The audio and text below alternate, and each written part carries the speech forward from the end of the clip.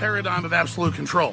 And that's why we're just out here doing simple things, pointing out that we're meant to be in nature and be natural. And this is where we find the source that God made to transcend the New World Order. And that's why they want to try to keep us out of it. I'm angry. I've had enough of these people. They're a bunch of Christian murderers scum. They're on giant death factories keeping babies alive and selling their body parts. What more do you need to know about these people? I go out and face these scum. They literally crawl out from under rocks. They have green looking skin and they run around screaming, we love Satan, we wanna eat babies. I have them on video. Hillary's in the creepy weird sick stuff, man. She sleeps in the same room with that creepy weird woman whose mother wears a hood over her head. What the hell? That woman number one is ugly. Imagine how bad she smells, man. I'm told her and Obama just stink. Obama and Hillary both smell like sulfur.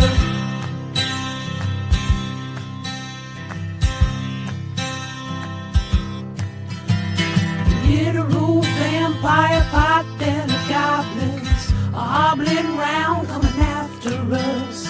My spirit gets close to that evil and I feel it go.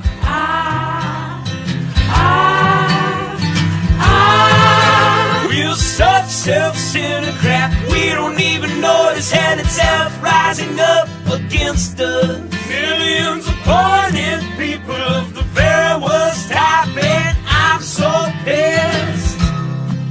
We're gonna stab your daughter at the mall. We're gonna stab your wife, your son. We're gonna stab you with a butcher knife, and then the police chief is gonna say, we love our Somalis, we love our Muslims. Oh, they're so good, oh, they're so sweet.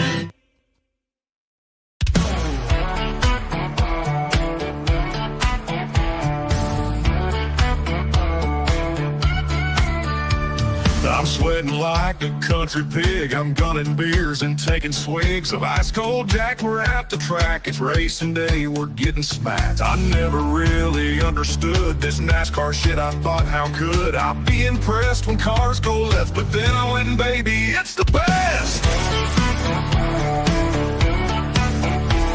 The ladies here are fine as spring. They'll hop to a ride on that thing. There's beer and whiskey everywhere. There's smoke and rubber in the air. I'm gunning beers, I'm shooting Jack. We're here all day, 500 laps. And when they start them engines up, man, my heart, it starts to pump. Cause Lord, them cars go round and round on hot black asphalt racetrack ground. We're all obsessed, they're turning left. The beer and rubber, perfect mess. They're going fast, they might just crash. And if they do, these ladies flash their country tits. I must admit, I understand this NASCAR shit.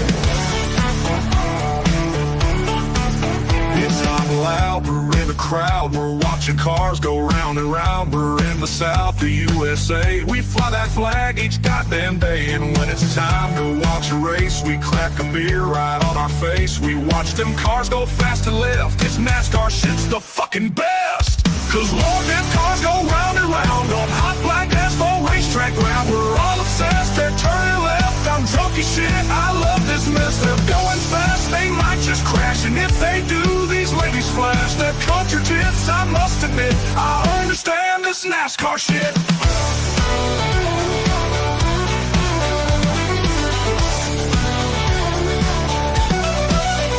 Oh, them cars go round and round on hot black asphalt racetrack ground. We're all obsessed, they're turning left. A dirty summer country mess. They're going fast, they might just crash. And if they do, these ladies flash their country tits. I must admit, I understand this NASCAR shit.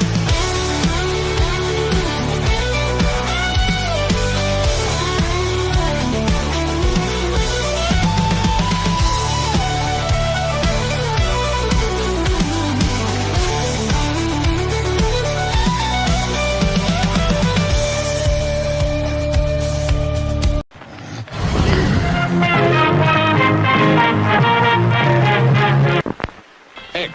Persons under 18 will not be admitted. In a world where a checkered flag is just the start, meet Ryan Wheeler, the would-be champ who seems to have run his last lap.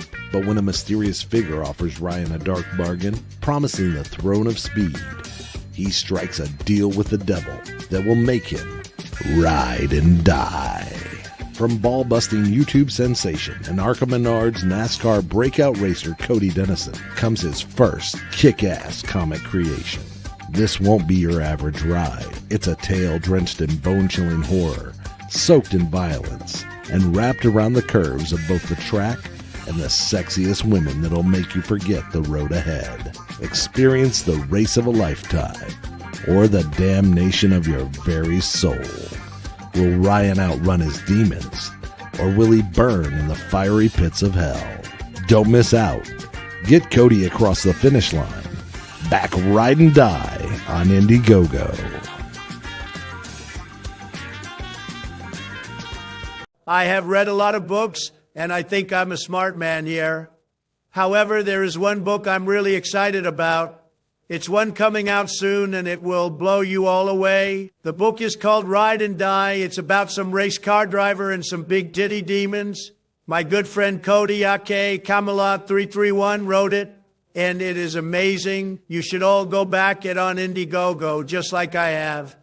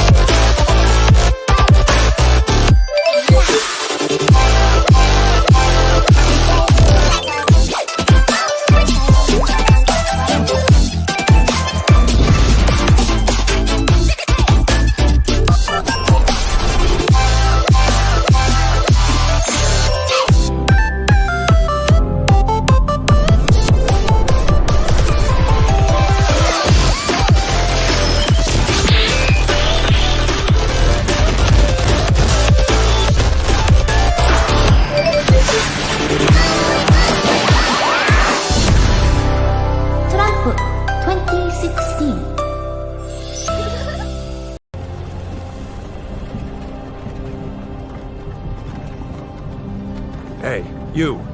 You're finally woke.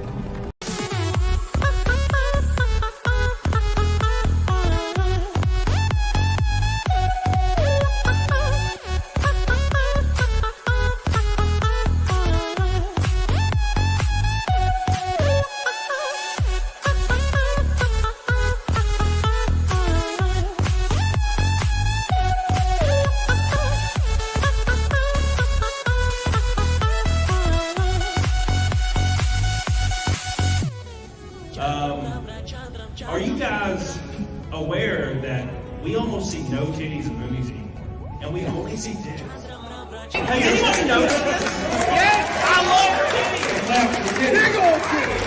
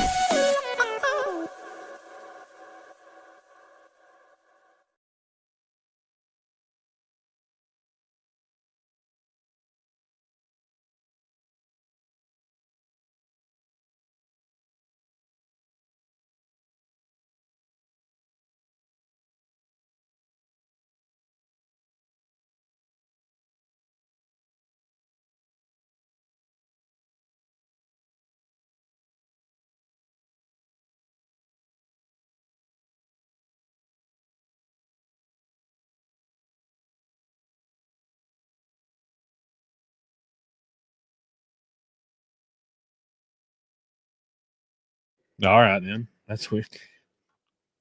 I guess StreamYard is going to revert back to all normal settings for no reason. At any rate, we're back. I'm really sick feeling. I'm just trying to survive, man. I'm gonna be honest. So we're gonna have a good time. We got a lot of stuff to talk about, though. I'm pretty much hanging on by a thread. So we're gonna see how long we can go. We're 28 likes away from the big old fat ass like goal of 100. Get the hell on it, doggone it.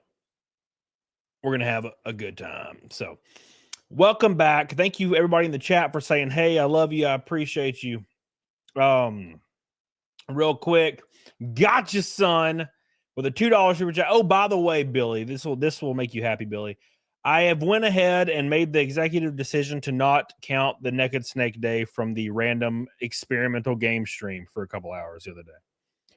Because I don't really think it's fair because it's at a different time and no one that's normally in the stream was there. It was really weird. So I say Naked Snake is back. God dang it. Thank you. Got your son. 2 for Goomba. Can't wait for the comic. Thank you, my man. I appreciate it, dude. Charles Salmon says to more visibly ask people to hit the like button so the stream begins. Thank you, man. I appreciate that. Charles Sampson, I love you. I appreciate you, man. I tell you what, I think I cut my lip. Dude, everything's bad. Everything's really bad for me right now, and it's not. It's normal. It's completely normal. But God, man, I've had a wild time. I'm just running around with my head cut off like a damn chicken all day, every day. But we're surviving, man. We're surviving. So, Charles, I love you. I appreciate you, dude. Billy Hatcher says, I wish Melanie Mac would stop doing shit. I didn't mean to press that. She's doing it so. She's getting so stupid. I think smart meter is caused a fire in LA to happen. Also, rip Naked Snake Street. Thank you, man. So, I gotta put a disclaimer out there. Okay, I love Melanie Mac. I think Melanie Mac's beautiful, and I love her. And I've had her on my show so many times, and we've disagreed about literally everything, and it's totally fine. So it's all good. But at any rate, we're going to talk about that whole thing. So basically, to give you a little bit of context, Melanie Mac is now criticizing like hot bitches in games and calling it Gooner, like bait, like Korean Gooner bait or whatever. And even though she was apparently uplifting another game recently, Stellar Blade, for having, hot women in it. So now she's like kind of changed positions kind of, and everybody's confused. So I'm going to get more into it because I haven't really studied it. I just know a lot of people were pissed. Make sure you guys like the stream, by the way. We're 11 away from 200. Billy Hatcher, I love you, dude. I appreciate you. Karis says, for a moment, I thought Ellis from Left 4 Dead 2 hijacked the stream. Hot diggity damn. Thank you, Karis. I appreciate you. Hope you do well. We need to play Left 4 Dead at some point this week because I am mentally almost the lowest I think I've been in like 8 years. It's pretty brutal, man. It's wild, dude. At any rate, thank you, Karis. I love you. Appreciate you. Pickle saying so she changed her mind. Who cares? Yeah. So that's the thing. Okay. Here's the issue. Is I don't care what Melanie believes because she's sweet and I've disagreed with her about everything ever. And we just talk about it and we're still friends. I mean, we've had some like heated disagreements on my own channel and it was fine.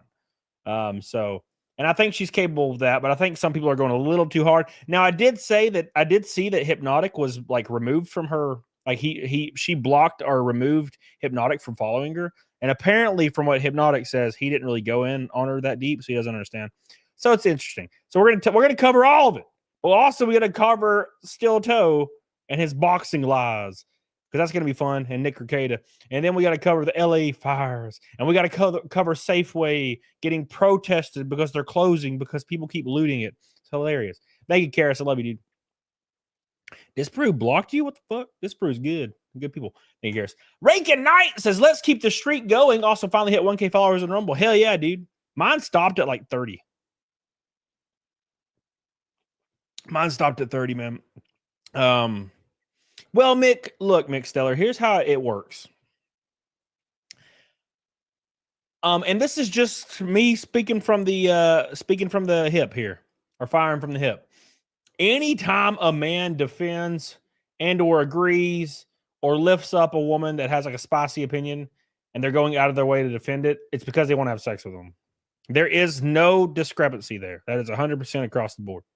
Okay. 100% across the board. I'll tell Melanie Mac to her face I disagree with her.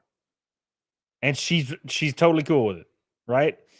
So that's all I'm saying. If you see like an account being like, oh, blah, blah, blah. Yeah. It's because they want to have sex with her. And that's fine. I also do. Anyway, but I don't have to like make posts defending her to, I'll tell her to her face. Yes. Would she? No. But I'm still like, hypothetically, like, you know what I'm saying? I'm not gonna lie. Reagan Knight, love you, dude. Kate of the Swiss. Thank you. Appreciate you, man. Thank you, man. I appreciate you, man. Appreciate you, dude. Squash Shades. What does that have to do with anything? What does that have to do with anything? D-Pat. D-Pat. Welcome and thank you for your $5 super chat. Oh my God. Thank you, dude. Hey, we're 2 likes from 100. I'm not answering the super chat until we hit that. Never mind. All right, we got it. So thank you, D-Pat. I appreciate you, buddy. Thoughts on Cletus McFarland racing in ARCA? Will you be at the ARCA 200 to spin them out? Well, am I racing at Daytona and ARCA? Yeah. I don't know how that's going to work out. I think he'll do fine. He's going to be in the fastest car in the field. And it's kind of hard to judge what's going to happen. So either it's like a good or a bad thing. So it's his first thing ever. And if he's like running 5th in the pack, he'll probably think it's normal. So he'll just be aggressive. And if everybody keeps their ass on their hands and everybody's cool, he might look up and have a really good finish out of it. Here's the bad part of it. It's ARCA at Daytona. And he might be running 5th or 6th or 8th. And 3 laps in, the whole field wrecks from like 4th back. And then Cletus is out in 8 laps.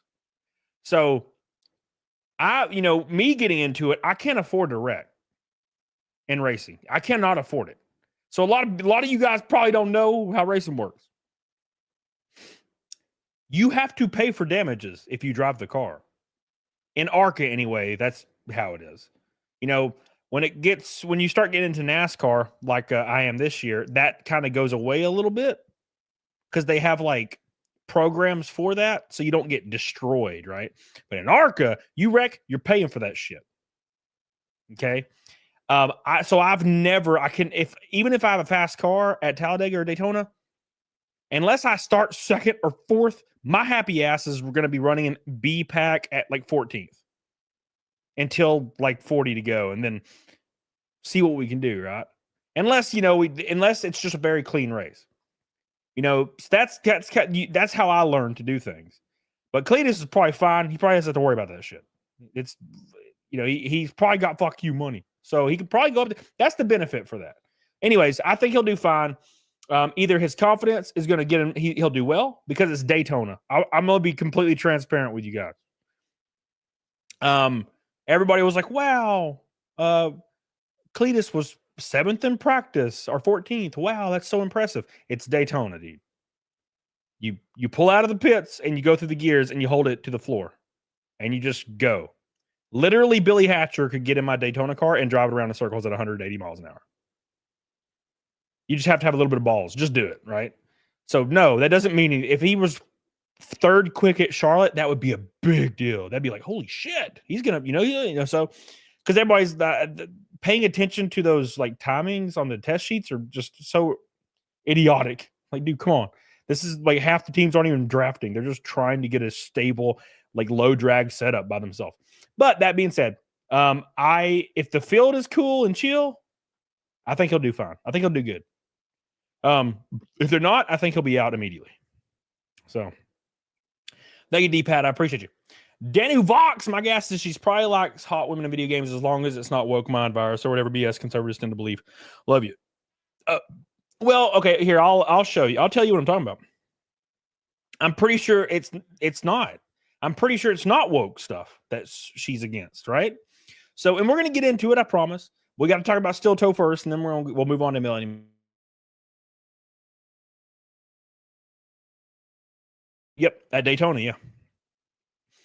You could put PDH in that car at Daytona, and I would just tell her, put it to the floor and then turn it into the corner. She could do it, yeah. Daytona, man. Like one of my favorite team owners told me last year, a drunken monkey could drive around Daytona at 190 miles an hour. That's the only time that a normal person could easily do it. Thank you, Danny Vox. It'd be stressful for him. Like, some people would probably be too scared. But if you're not too scared, you could totally do it. All right. At any rate, thank you, dude. Appreciate you guys. I love you. I finally made it through. Oh. All right. Ever tell others that you're racing against Heisenberg's son? Not yet. Not yet. Exactly, Felix. What's up? Julissa Torres, what the hell, baby? Where you been, girl? Damn. I think about you every night. No, I'm just kidding. Every other night. Thank you, Raken, again. I love you. Appreciate you. We're almost a fifth of the way to Naked Snake. We're trying to make up for the gaming stream that ruined my life the other night. It was fun. It's just hurt my feelings. Hurt my pride, my ego. All right. Get on it, Pickle. Get on it, Pickle. Get ripped, son. So, as you guys know, and we're going to jump right into the Aaron Imholte thing. A little bit of context, just really quick, because I know a lot of you might not understand the Aaron Imholte thing. So, Nick Rekieta, law tuber, Rekieta Law, one of my buddies, got arrested for possession in May of last year.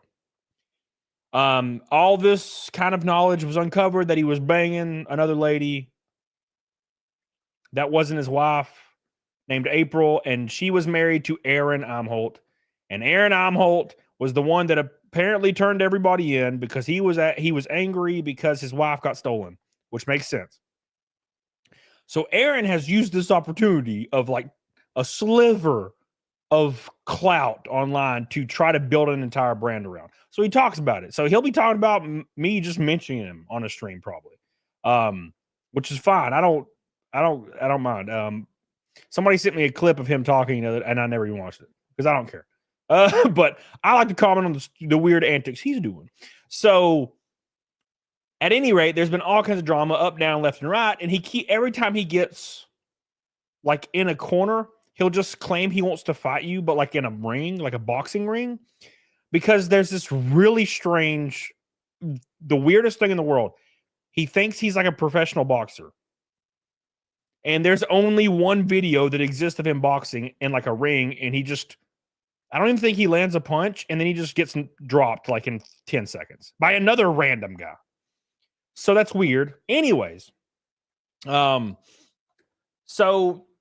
after you see that, like immediately after you see that, you're like, oh, so this is bullshit. He's just like, oh, he's like the guy, that says he speaks Spanish, but all he knows how to say is like gracias without like any Hispanic affliction, gracias, señorita. And he's like, I'm fluent in Spanish. Like that's kind of him. If that makes sense. So at any rate, he was telling everybody to fight him and show up and box him. And somebody contacted his gym and all of his lies were exposed. And we're going to read all that because there's a bunch of emails about it. And then we're going to watch him responding to all these things and being like, I never said this and I never said that. And also fight me, bro. And no one wants to fight me. It's so hard to follow all his weird shit. By the way, Master Lions, 10 gifted memberships. That's the first membership I've had in like 2 weeks. Good job, man. Shout out to Master Lions for being the bro, the sexy bro. Thank you, dude. I love you, man. Master Lions, my boy. Thank you, buddy. I appreciate you, dude. Royal Wee. So Drunken Monkey for Daytona. What about Talladega? Same thing. Except the only difference in Talladega is the bottom of the trioval, the bottom groove, which is kind of where you want to go. Like in your mind, when you go through it, you're gonna be like, oh, I want to be down there. But it's a little weird and bumpy, so the car gets weightless and you could fucking wreck yourself. That's the only difference. Other than that, you're good. I always stay in the second groove unless I have to. I'll stay in the second groove, though. Thank you, Royal Wee. Love you, dude. Appreciate you, dude. All right. Is a $500 deal still available, Mick Stellar? Yes. On my book, there is one $500 tier left. There's one $500 tier left. Get on it, doggone it. All right. So let's pull up this stuff real quick so you guys can see what I'm talking about.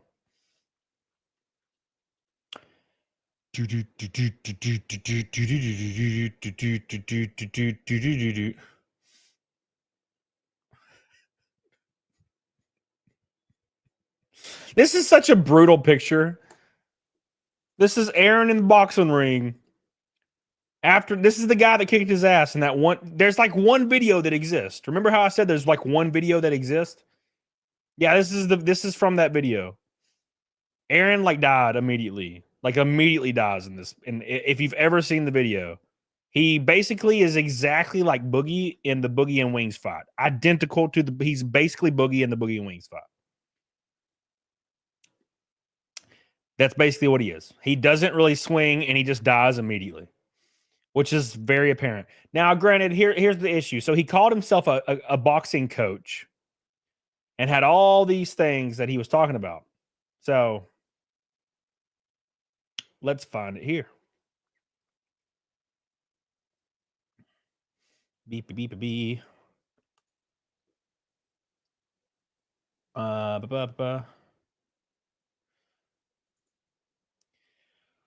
All right.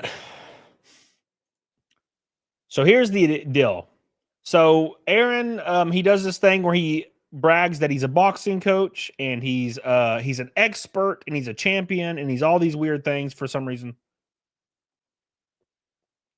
So somebody emailed his gym that he apparently trains people at because he's a coach. And they responded. And they said, "Thank you for updating me and letting me know about Aaron Imholte. With being a bit busy, I've been out of the loop on the situation. I do appreciate your email about his status and what has all happened.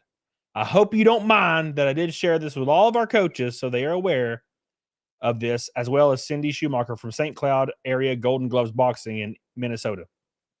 Just so you know, Aaron at one time did have access to the building when he was together with his wife, April. After, with what happened, I can't remember the dates, I did request the key back from the building. At this time, Aaron has not been registered as a coach, just an athlete, which is for some reason the funniest thing when you read the word athlete and it's like referring to Aaron.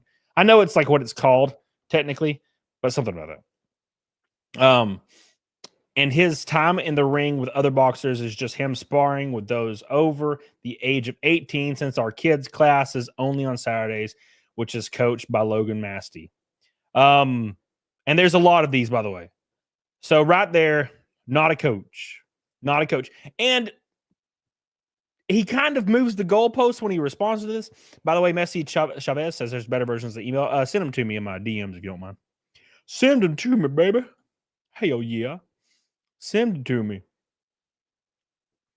So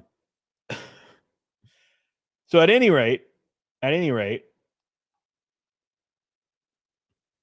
we're going to watch Aaron's response to this, because Aaron moves the goalpost like a mile, which is fun.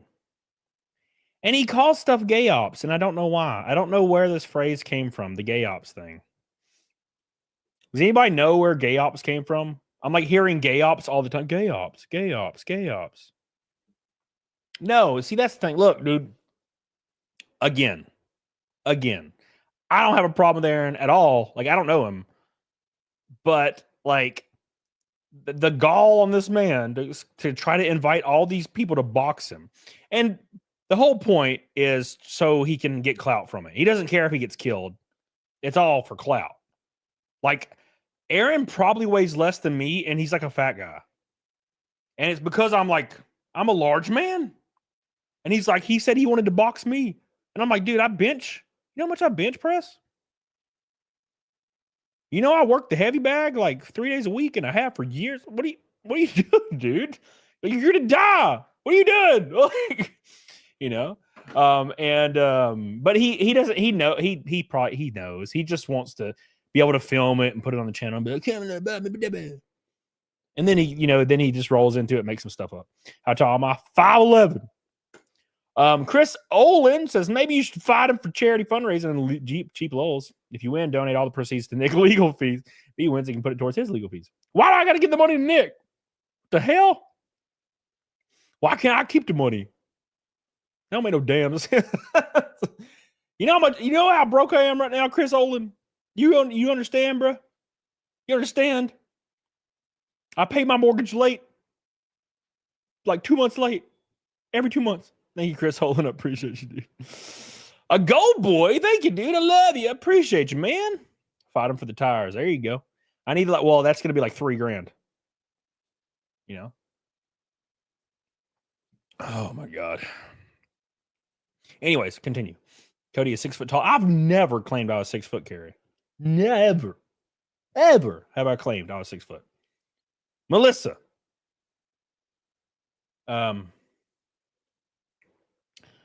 Oh, okay. Melissa, send me those DMs, baby. What you doing? Melissa, come on. Chavez. Come on, Melissa. What's up? All right. Hey, Billy Hatcher with 5 gifted memberships. Thank you, baby. I appreciate you. You really can't read. You know what, Carrie? Oh, one of these days. Choked out from behind. It's happening. It's happening, bro. Anyways, thank you, Billy Hatcher. I love you, dude. Appreciate you. Billy with 5 gifted memberships. What's up? 15 memberships today. Oh, my God. Cletus to run the ARCA 200, Dominic. We're going to beat his ass, though. Right, Dom? Right, Dom? Make sure you're on the 11 car, Dom. Come on now. Make sure you're on the 11 car, Dom. Don't fail me and don't lose my damn phone. Those are the 2 things. A, crew my car. B, don't lose my phone. Okay? Those are my requirements, Dom. Thank you, Billy. I love you. Adam Ross says, war campaign was with EVS and would pull gay ops. What the hell is gay ops? All right. Oh, I'm 6 foot tall. My dreams. Thank you. Yes. Yes. Jace.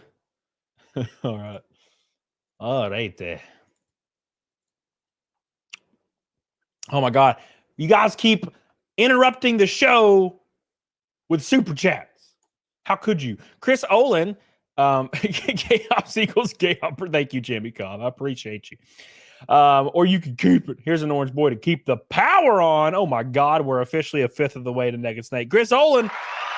Oh, my God. Oh, my God. Oh, my God. Thank you, Chris. I love you. Big shout out to Chris today, saving my cheeks from the streets. Saving my cheeks from the streets. Thank you, dude. You got Zeno as a mod in here. Who the hell is Zeno? Thank you, baby. I love you.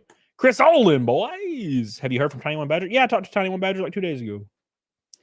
She good. She good kid. Even though she's like 30 now. How did that happen? Too high strong. Interrupting just a bit. Oh, you son of... You know what? How about that? How about that? I ain't gonna read your shit. You don't get nothing from me. And I'm still waiting for Melissa Chavez to message my ass. Hasn't. So we're gonna have to do it manually, Melissa Chavez. Damn you. Aaron's over here. So you know what's the funniest part about this? Aaron's over here having to post like his receipts where he bought license to prove he does anything. And I'm like, dude, I have a hard card in NASCAR. I can just show it to you. I don't do nothing. Twitter. I don't see it on Twitter. You're lying, Melissa. You're lying to me right now. I don't see it. You're lying. You are a filthy liar, Melissa Chavez. I mean, Messi Chavez. I don't see nothing.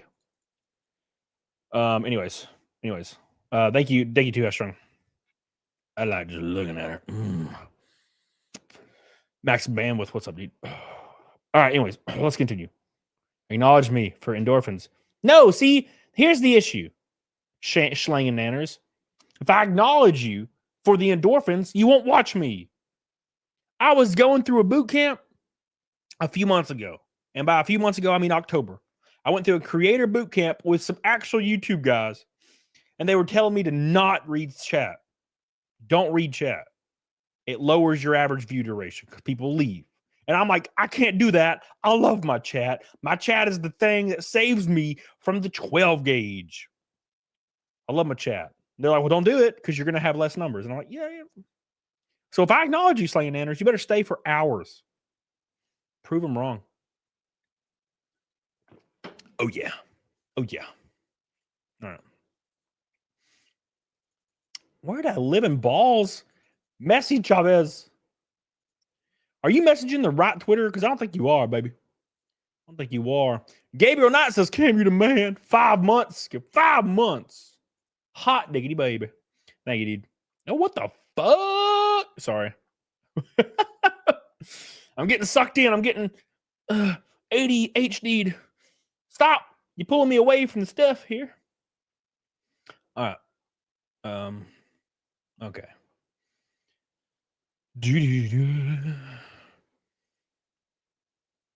All right.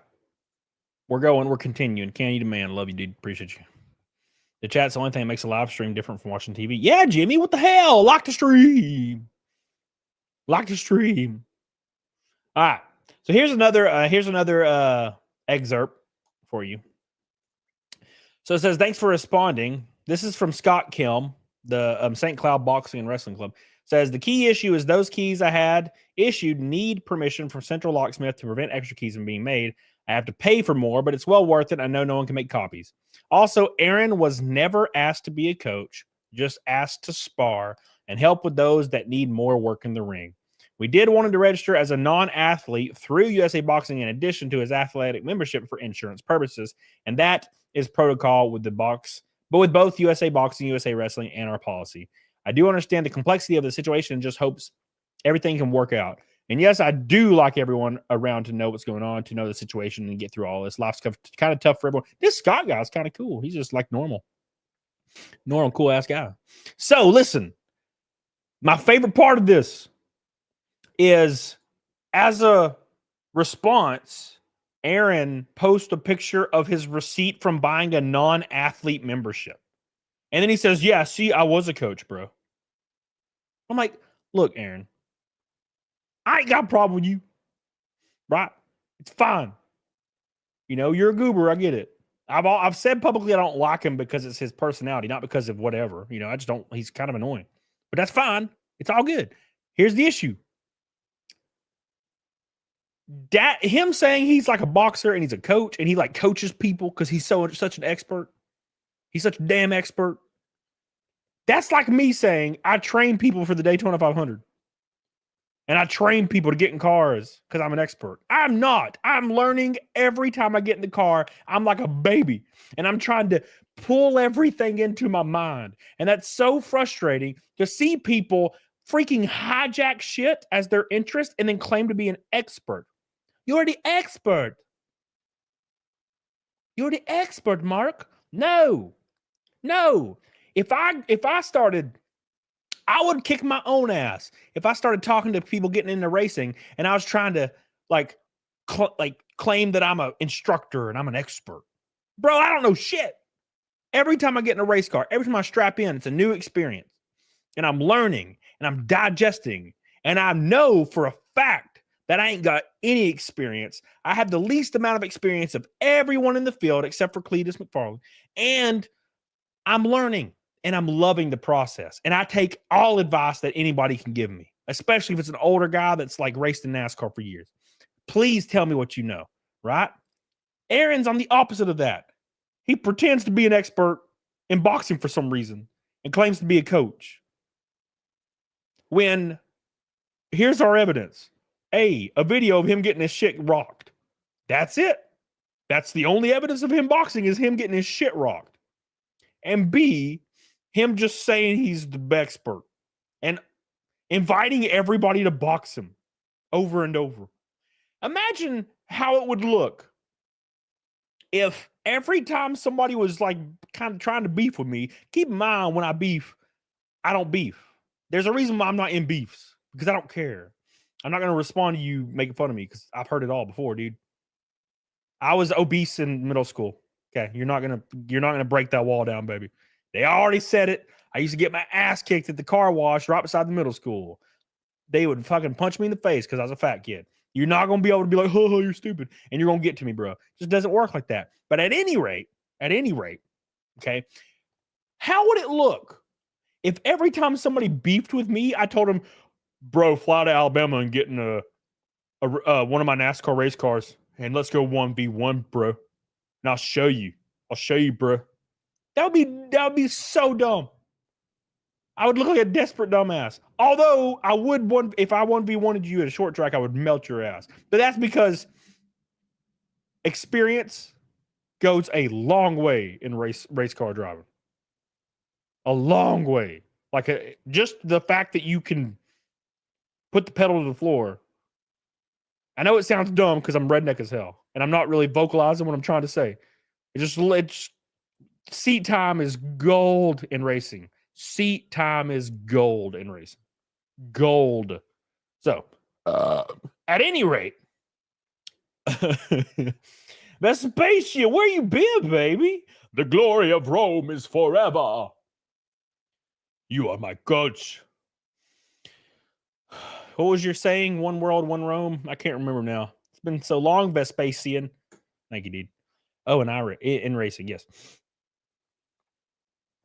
I was tiny, got picked on. Yeah. To be fair, Buckeye, I don't know how people get bullied in school and then they're easily provoked as older people. Bro, I went through it. I went through all of it. I'm past it. Okay. You can call me fat, ugly, dumb eye, my eye, stupid. Man. Hey, you want the link, Nick? You want the link so we can fucking shit on Aaron together as one? You want the link so we can destroy Aaron and his floppy boobies? We make fun of his bitch tits. We got to. It's what we got to do in life. Thank you. Oh, Nick with an orange boy. What's that, dude? What's up, dude? Yeah, we've been roasting Aaron. He's fun to roast, man. Like he makes it too easy. Talking about how he's a boxing coach and shit. What are you doing, Aaron? I am a boxing coach. I will box you and beat you. It's like, bruh, what are you doing? I can look at Aaron's floppy man tits and know immediately his ass is getting rocked. Floppy man tits? You do realize that punching power comes from this and this. You know what I'm saying? This is where your punching power comes from. Right here. Right here. And he looks like all he does is the only lift he does at the gym is the lift of the fork into his mouth, son. Thank you. Thank you, Nick. Appreciate you, dude. Yeah, I'll text you, man. Send it. Let me see. Hey! All right. Hey! I'll send you the link. Rekieta Law. Send it. We're going to send Nick the link. And then we're going to make fun of him. I want to hear all the juicy stories about all his dumbassery. Thank you, Nick. Appreciate you. Love you. I'll box you. And I'll win, Royal We, because I was trained by Aaron Imholte. So I'm going to kick your ass, Royal We. Aaron trained me. You know how much weight that is? It's its weight in gold. Okay? All right, hold on. And Aaron watches these clips and he freaking loves it. You know he does. He's like, oh, dude, he's got my ass. All right. I sent it to you, my man. You have been sent the link. All right. Thank you. Thank you, Royal We. I appreciate you. Hey, we're a fourth of the way to the Naked Snake. Get on it, doggone it. All right. Let's continue. Aaron jerks to people. Yeah. Well, he's got the humiliation kink. He likes to lick baby gravy. There is no way in hell I'd ever lick some baby gravy. Ever. I don't care who did it. No, baby. I won't even lick Nick's. And me and Nick are like brothers. I still wouldn't lick his baby gravy. That's a special thing for another person named Aaron. All right. Anyway, guys. All right. Cool.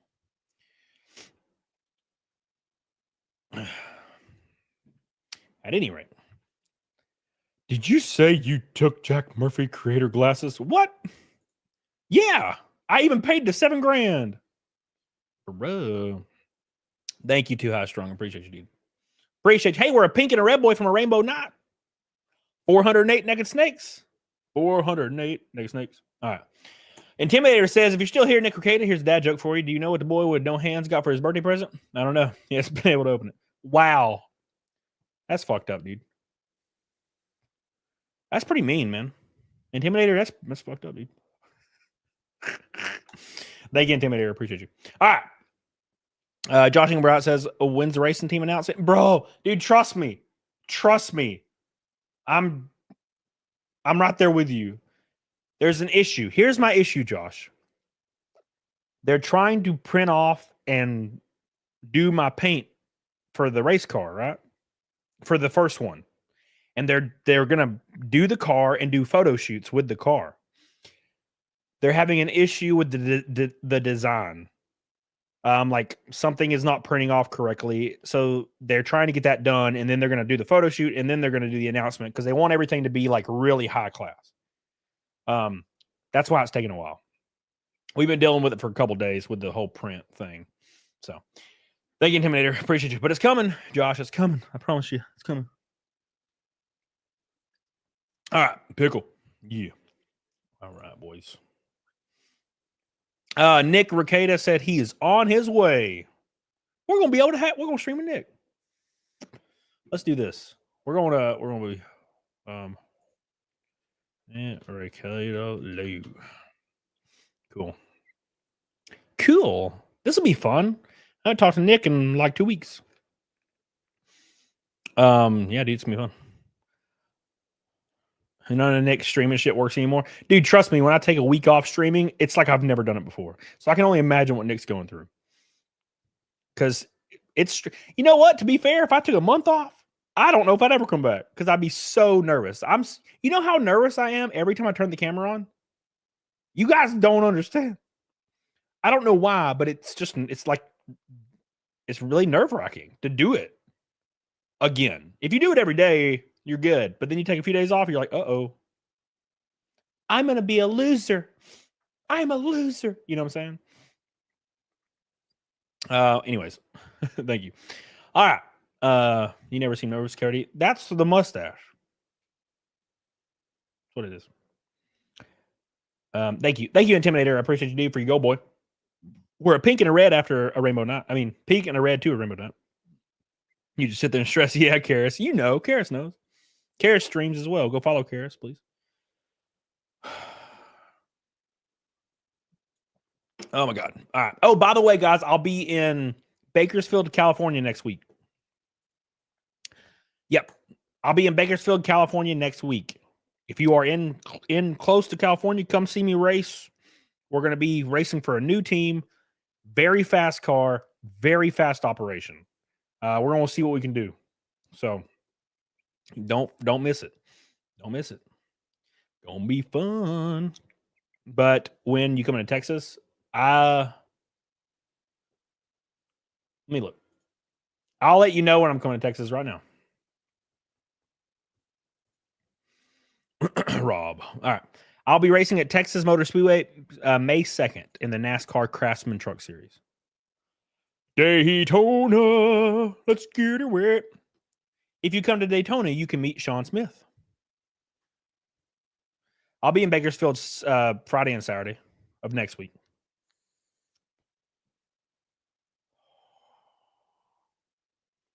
You ever get in New York? Yeah, we raced. I raced New York twice last year. I'll be racing at Pocono. Thank you, Sean. Love you, Sean. Appreciate you, Sean. I appreciate you, dude. Love you. First, best, GG, woohoo. Yeah, it's going to be awesome. I'm nervous about trucks, but I'm also super excited. So, thank you. Thank you, Sean. I love you, dude.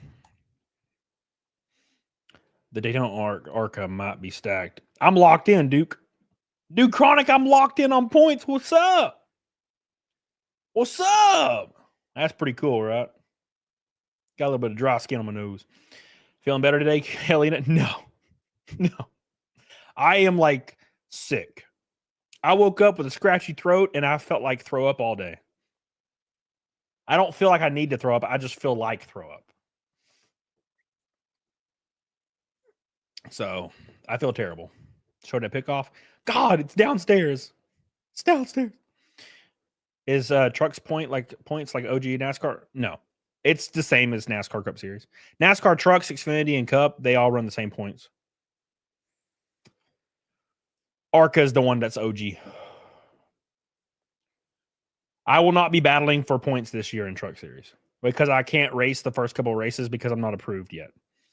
You ever get upset when you're racing? Yeah. I have gotten so mad that I don't even realize how I got that mad. It's like punching steering wheels. I swear I've bent a steering wheel, which isn't possible, but it felt like it. Ever get tempted to turn right? Absolutely not. No. Wrecking hurts, Charles. I know, like, it's safe. Race cars are safe, but wrecking hurts. Like, the next day, you can barely move. So, hitting the wall going 160, no matter how safe you are, it hurts. Right? Yeah, Jamie. I don't even say I'm not friends with Review Tech. It's just like he kind of went in a weird direction, and I mean, I talked about it a little bit, and everybody was like, "You hate him now." I'm like, I don't hate him. It's just he's just weird. There's something going on there. I don't hate anybody. I don't hate. I read a tweet today, and it was some guy saying that he absolutely hates like these type of people or these people. It was a specific people. Like 5 people, right? He's like, I absolutely hate these people more than anything. I'm like, dude, I don't hate anybody. I don't feel that. I don't feel hate, right? I'm not passionate enough.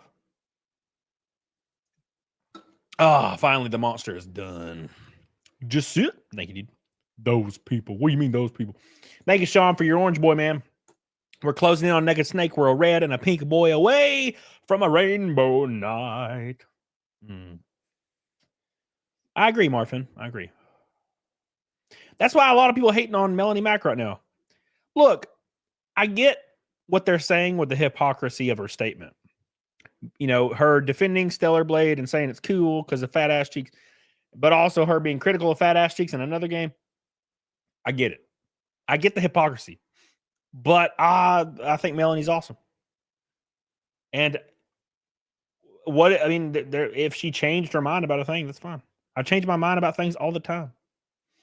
I remember when I was totally open to the idea of more regulations on guns. And by more, I mean like background check, blah, blah, blah. And then Nick was like, no, that's stupid. And he explained it to me. And I was like, oh, shit. And then I changed my mind. That was how quick it was. All right, hold on. I see Nick. What the hell? All right, let's pull up. Boop and boop. Hey, what's up, homie? What's up, dude? Not much. Hold on, I gotta turn you. I gotta turn your volume up. Turn me up, bro. It's time. Dude, it's been way too long. How you doing? Good, dude. Your freaking tattoo's looking wicked. Thanks, man. I got it finally finished. So it's always been a nod to the Gadsden flag. Yeah. Got the lettering added, and then I got this kind of an abstract yellow background. But hell yeah, dude. Yeah, I'm done. Man, I don't know about you, but tattoos hurt. I don't like it. Oh, bro. So it's already been revealed. It's already been revealed on Twitter because I'm guessing it's because I followed the tattoo artist who did my other tattoo, and he put up a reel today showing it. So like I could show it on stream here because someone already found it. Like I'm not tagged or whatever, but they found it in the reel. So I got it. They're watching you. They're watching you. It's just really low. It's down here. I got oh shit, this way. So yeah, I got a blue bonnet because I was born in Texas, right? Yeah. And then Lady Raggeds is from Arkansas. So these are apple blossoms. They're the 2 state flowers. So I got that done as well. But speaking of fucking hurting, holy shit, tattoos on the hip really, really fucking hurt. Oh man. And the stomach is like the same too. Like the stomach is brutal. I couldn't decide like, which one hurts worse? And like whenever either one was happening, it's like, well, I wish the other one was happening. But yeah, right here on this little dip where you're like, I guess you're the trench. Yeah. That's That called the trench, and apparently. the elbow was probably the worst ever. And then like right here, it was like Yeah, basic anything inside of the arm, this all hurts like fucking hell. Yeah, dude. God, Um, I killed my ass. The guy who did the coloring on this, he's been tattooing for 30 years, and he doesn't give a shit He's heavy-handed. if like if it hurts you at all. He's like, and I've got blood all over my arm. And I'm like, that's never happened. Dude, I And hate when you can hear it. It's like wow, wow, wow, and you're Yeah. just bleeding like profusely, and you're like, "You need a break?" No, I'm good. it's kind of brutal, but like I just got them the other day, so I'm wearing the tank top because like having material on them kind of sucks still. Yep. I got a couple days left before it'll be like all good, but anyway. I just wear tank I tops. figured your show, it's okay to wear a tank top, right? Like, Yeah, that's what I'm doing right now. It's because I'm lazy, man. I like got home from the I gym. miss them titties, girl. Yeah, dude. I got home from the gym and I'm like, yeah, I'm not changing, bro. God, I've been driving everywhere. I drove 40 hours last week.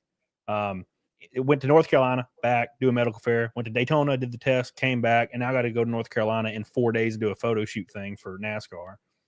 Dude, so like for my situation, it's a long fucking story in general. But one of the things, we don't have a nanny anymore due to circumstances, we'll say. And that means that I do almost all the driving. Now our kids are homeschooled, but like there's a lot of stuff we can't teach at home. Like you can't do band or choir or drama at home. So we actually they go to a place to do those things. But so today I had 7 trips leaving the house and coming back, and all of them are a minimum. They're minimum 10 miles. Most of them are 18. So we're talking about, like, I drove not doing anything. I drove like 130 miles today, and it's just this out and back. You're home for an hour, out and back, out and back, out and back. It's fucking brutal. Dude, And I got in my truck the other day to go to Daytona, and I tapped in, the Daytona Super Speedway, and just clicked it, and it was like 689 miles, and I was like, oh, like, oh God, Jesus, kill me, please. But I take a long drive over these like little fucking petty short drives any day, because like when I get my parents live down in Florida, and so we will drive from Minnesota down to, they live in the St. Petersburg, Tampa area, and we'll drive down there, and it's somewhere between 24 and 27 hours depending on stops. And I'll get in the zone, like I'll get pumped up and ready to go, and then it's like, let's just go straight through. Kids, like when it gets dark at night, you're putting on pajamas. I'm listening to Stone Temple Pilots, and we're gonna drive, and we're not gonna stop. And you guys go to bed. Otherwise, we'll stop at a hotel, and they don't mind. But it's like, we'll get to your grandparents way faster if we just get in the car and just go. Yeah. And so that's what we do. But I get pumped up for the drive, and like I'm good. But it's just a little like everyday driving, because the 7 drives in and out, I drive between 80 and 120 miles a day every day, just driving the kids back and forth to their stuff. Because like we do the basics. We do like science, math, reading, language arts, all that stuff here at home. But it's the rest of this stuff that you need 20, 30, 40 plus people. You can't do that at home. You got to take it back. Plus, like, if you got a school shooter, you want it to happen at the other school, right? Like, you don't want that to be at home. No, of course not. Well, you're in Minnesota. You ain't got to worry about that, hopefully. Although when you hear about school shootings, it's always like in just a rural ass place. You're like, why does this keep happening in rural ass places? It's pretty wild, though. Man, I had a question. I fucking spaced on it. Oh, when I'm driving, I will, depending on where I'm at, I'll change my playlist on Spotify. So if I'm going through the mountains in Tennessee, I'll change it to like John Fogerty radio. Because it's just like all these like little like creeks and water and all these like tiny shacks, and it's just playing John Fogerty, and it just feels right. That's what I do. Or Skinnerd. I've been listening to a lot of Leonard Skinnerd, and I don't know why. I've never really cared about Leonard Skinnerd, but now I'm like listening to Leonard Skinnerd every time. I became a turbo gay a while back, and I really like Machine Gun Kelly's newer stuff, like in the past couple years, because he really embraced like the punk pop and stopped with like the white guy rap shit. Like he stopped doing rap battles with Eminem. I thought those were super gay. I don't like those songs, but the punk pop stuff, I've always liked punk pop, and so like that. But he has a new song out. It's a cover though of a Luke Bryan song. It's called "Son to Me." It's like he does it so like he captures the soul of the song. Luke Bryan, I listened to his version. I was like, this sounds just like gutter trash. Like I don't understand what this guy's doing. His inflection is all wrong. The essence of it's all wrong. But so I'll listen to a lot of MGK, but you can't listen to him with kids in the car because obviously like a shitload of language happens. Yeah. And despite my potty mouth around the kids, I try to keep it pretty clean. That's I've been listening to Falling in Reverse, like Ronnie Radke's new album. And it's Oh wicked. my God, that guy's amazing. It's wicked. Absolutely. And I've never been into that style. And then Phil Labonte was like, listen to this. And I was like, oh my God. Dude, he amazing. So what got me attracted to him were there are two songs, Voices in My Head and Popular Monster. Amazing. And he nails like so it's do you remember the Sky King, the jackass who stole the plane up in like Seattle? Yeah, that was sad. And like did a couple barrel rolls and then died, but he had like this really I don't want to call it an inspirational verbal manifesto, but it kind of was. And he really nailed the problem that I think a lot of guys between about 17 and probably 28 were really feeling, like just this hopelessness of, you don't care about me, I'll never advance in life. And I remember every guy remembers being that age and going, nobody gives a shit about who you are, or what you believe. And then sometime in your mid 30s, like you get one gray hair and everybody's like, oh my God, you are the most wise person. They'll listen to everything you say. But until then, you're fucked. And it's so tough to sit there and like over and over and over be rejected on having like ideas or contributions or ways to do things more efficiently. And like Ronnie Radke, when he did Voices in My Head and Popular Monster, I'm like, this is the same like sort of vibe I get from Sky King. This guy is laying out how he's going through every day, and he's feeling insane because everything that's happening just doesn't make sense to him. And yet he's forced to endure this world every single day of his life. And so like I fucking love that dude. I think he's got it. I think he nails like that age group of young men in America specifically. And they didn't have a voice for a while. They're getting a few now, but he was one of the first ones. Yeah, that was the thing is it's you have to, I guess maybe not in maybe it's a new thing in like the modern era of life, but especially modern day. I think it's getting a little bit better, but throughout the 90s, 2000s, and especially 2010s, like no one cared at all about men. Even though there's women out there that will post and like they'll morally grandstand that they do, but they don't. Like no one really cares about the strife that men in their 20s or 30s are really going through. So right. And it's like one of the things I tried to do a couple years back was like, guys, I get it, but like it's gonna be okay. Like I know things suck now, but people will like start listening, they will start respecting you. And it won't make any sense to you, because you're still the same guy on Monday, but you'll have a birthday. And then by Thursday of that same week, people are like, well, we want to hear your contributions. You're like, I've been saying the same shit for 3 years. Yeah, dude, 5 years. I had a birthday last, I think it wasn't 2024, but 2023 I had a birthday. And like Jesse threw me a surprise birthday party and no one showed up. Oh fuck! Except Jesse, obviously. And it was like every birthday I have lately, dude. It was one of the worst things I've ever went through. And I told her, I was like, never do this again, because this like made me want to die. Because I'm just sitting here with all these snacks and like this like plate of like all these, you know, hors d'oeuvres and all this shit. And I'm just sitting here alone. And I'm like, this is awful. And everybody, dude, I went on a tirade. I got on Facebook, you know, because, you know, my personal friends are on Facebook. And I was like, Right. all of you are vile. I went crazy, dude. I was real pissed. See, Goody So- says, Mabinga twice. Mabinga. Hey, what's up, Goody? How you doing, brother? Mabinga. Someone told me you were disloyal, and I was like, oh, well, I'm gonna nuke his entire town. Just hope he dies like the rat he is, rather than surviving the nuke like the roach he might be. No, I'm just kidding. Goody's a good egg. I love him. I miss so many people online, and I'm trying to get myself like online more, and I think the best way right now is to pop on streams of friends and other people and be there. But like I have my plea hearing coming up on the 24th. Everything's all kind of worked out, and then at some point after that I have sentencing, and between like now and my sentencing hearing I have the opportunity to fuck up my deal, because like, so the way it works out is you work out an agreement with the prosecutor. Yeah. And the prosecutor goes, okay, well, like we agree to this. And my agreement with the prosecutor is fine. It's all good.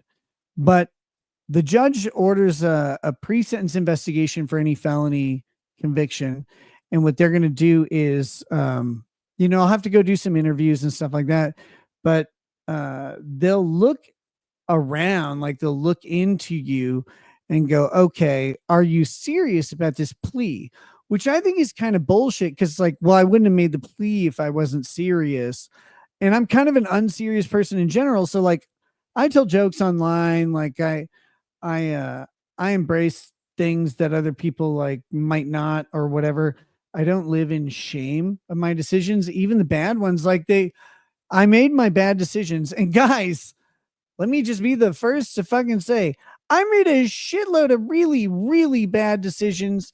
They hurt people I really care about, not in the ways, they didn't hurt people like because I caused them harm, but I knew about consequences that were possible. And those consequences that I don't agree with from a principled standpoint as a libertarian, but those consequences, I knew about them and they caused harm. And that really sucks. Like I have to deal with that for the rest of my life, that I harmed some of the people who are closest to me. And like that's a product of me losing control of who I am and what I was doing, not really thinking things through, because I was too busy focusing on shit like fun and what I considered fun and freedom. And it's like, well, but fun and freedom, like those aren't always appropriate responses, right? But when you get hooked on them, you just do them. So I did that. Like I know I'm willing to like laugh and joke about it now, because my kids are home. They love the shit out of me.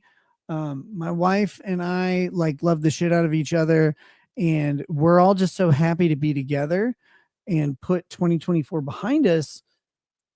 Like it happened. So now I'm like, I'll say a joke. Like people are like, didn't you give your daughter cocaine? I'm like, no, just me.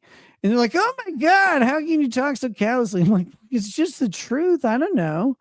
Like, what do you want? I did a bunch of coke. Like, I'm not doing coke now. Don't get me wrong. I'm a libertarian. I think coke should be legal. And if it were, I'd be doing it, but it's not. I made mistakes about while it was illegal. I knew it was. And like, that shit has fallout. So, but I can't undo that. Like, so for me, it's just, you go ahead, you be honest about what you did. But have a little levity from it, because it was a really shitty time and now is a lot better. But, that even like this thing I just said could in theory be taken by the judge. He can go, I don't care what deal you have. You're not serious. I'm like, no, I'm very fucking serious. I'm super sorry. But like, he could just say, no, you need to do whatever. like this sentencing that you've agreed to isn't sufficient. So I'm just trying to kind of avoid that because you know, I'm getting the punishment that I think is probably appropriate, even though I don't agree in principle that the law should be this way. I'm not a dumbass. I know what the law is, and I know I broke it. Like, I broke it really hard. But I also know what I didn't do. You know, and that's the thing. There's a bunch of shit that that in the process of all this during the investigation, there were allegations, and those allegations came from very impure sources about what I did. It's like, but I didn't do any of that. And they don't believe I did any of that now either. But the internet's a different story. So I'm happy to cop to what I did. Like, I had a bunch of drugs. I thought drugs were awesome. I still do. That's why people do them. Drugs are awesome. People wouldn't do them if they weren't, but they're illegal. And that legality has really fucking dangerous consequences. So don't do drugs. Like, no matter what you feel about them, don't do them. But maybe advocate for political change or whatever if you feel like it, or don't. Who cares? Just do your normal life. Sorry, I didn't mean to cut you off. Oh, you're good. Did this newfound like getting over the hump, was it brought on by Aaron offering to coach you and train you in boxing? Yeah, actually. Dude, so we got to get back to this. I saw you talking about this. I know this is this thing. Someone decided to email the gym, and Aaron had a fucking meltdown because he knows the reality. I have been to the gym. Kayla and I would go join April and Aaron up at the gym a couple times. We had a good time going up there, and the gym is super great. Scott, like the guy who sends the emails, super nice guy. Love him. He runs a nice gym, and he had two people who were regulars who were there quite often. Gave them keys because they were trustworthy for a bit, right? I have been there to watch Aaron be a live punching bag for people. But I've also been there while Aaron's like asking, hey, can I corner so-and-so? And they're like, and he's like, as a third, because you have like two corner guys who are in the ring, and those people have to be like licensed and sanctioned by USA Boxing or whatever, I guess. I don't know. I don't fucking care about boxing, but they have to be licensed and sanctioned. And the third guy can sit outside the ring and like kind of help and yell stuff, but they can't come in. They can't like give water and sit there while they're doing it. They can kind of sit behind them. And so Aaron has to even be a third, and he was always rejected over and over again. And he kept like, he always had a fight coming up, and I was like, bro, can I be your third? That'd be funny. Like, I want to go. Like, I MMA was my hobby. Like, I'm not a boxer. But like, I know what fighting's about a little bit. I've had my own like unofficial like fighting stuff. I'm not a dude who's out here challenging people to fight. I'm a fucking 43-year-old man. I don't want to fight anybody in my life. Because plus I have a nose the size of Israel. So I definitely don't want to get hit in the face and have it broken. But like, I get it. Like, I can tell you, oh, hey, by the way, you're getting tagged by his jab every single time. Like, you got to watch out for the overhand right. Get your fucking hands up, you pussy. And with Aaron, like, he cannot get his hands up. He's flat-footed. He's a big guy who has no cardio. So you can imagine, like, he's not up there bouncing around, throwing jabs and stuff. He's flat-footed, and you can watch his boxing footage. You don't have to rely on me. He's flat-footed. He's exhausted immediately. And he has effectively no punching power. His shoulders are the only shoulders that mine might rival. Like mine are pathetic, I know, but he's a much bigger guy. He's about an inch taller than me, and he outweighs me by, I don't know, 60 pounds. Do you think you can still beat him though? I don't know. Like, man, I am not a person who has thrown knockout punches. Neither is Aaron, But he's not that's not a slam. The guy's 0-2 in boxing. He lost both rounds both fights in first round decisions. And so I know he's not throwing knockout punches, but I'm not either. I'm not like some super skilled guy or even moderately skilled guy. I know like a little bit of jujitsu and judo, and like that's the type of sparring I did with my friends back in high school and college. I've never sat and boxed. Boxing is an extremely intense sport. Anybody who's never tried to throw punches, like just throw hands for 3 minutes, it's fucking hard and it's exhausting. Yeah, people don't realize it, man. It's I'll work the heavy bag at my gym because I've been doing that for cardio for a long time. And I'm like blitzed after a 5-minute timer. I'm blitzed. I can barely stand. Yeah. Up. And it's just because it's super focused, right? Like so many punches. Like I know your punching power comes from your whole body, rotation of the hips and incorporating that into your throws, blah, blah, blah, blah, blah. But so many of the punches you throw in a boxing match are not full body punches. You're throwing things for entire 3 to 5 minute rounds, depending on what you're doing. You're doing that with your shoulders, your traps, and that's it. And those on a guy like me, those are really small muscles, right? But even on a guy like you, they're like, you have big traps and big shoulders. They gas out immediately because that's your only muscle group in doing it. You don't have the support of like, your quads or your hamstrings. You don't have the support of your triceps or biceps. Even you don't have your big muscle groups in throwing those punches. So you have to sit and like to train for boxing, you have to sit there and just hit a heavy bag, just jabs over and over for minutes at a time, but hopefully building up to a significant amount of time to do it, or you're gonna gas out. Guys, Aaron goes to the gym 1 day a week, maybe. And I say maybe because he skips the gym all the time. And when he goes there, I've never seen this dude work a heavy bag. I've seen him get in the ring, get worked over by the sparring partners that he has. He's just a guy for heavyweights to spar with. So why do you think he challenges everybody to fights? Because he doesn't think they'll do it. That's what I'm saying. Because he challenged me, and I'm like, I'm a large man. I'm not a tall man, but I'm a large man, and I don't think that would end well. Like, you know what I'm saying? Look, you never know, right? Like boxing is also the sport of the puncher's chance. You can put a guy my size. I'm about 165 to 170 pounds. I'm 6'2". I'm not big. Like I never have been. I've always had a slender build.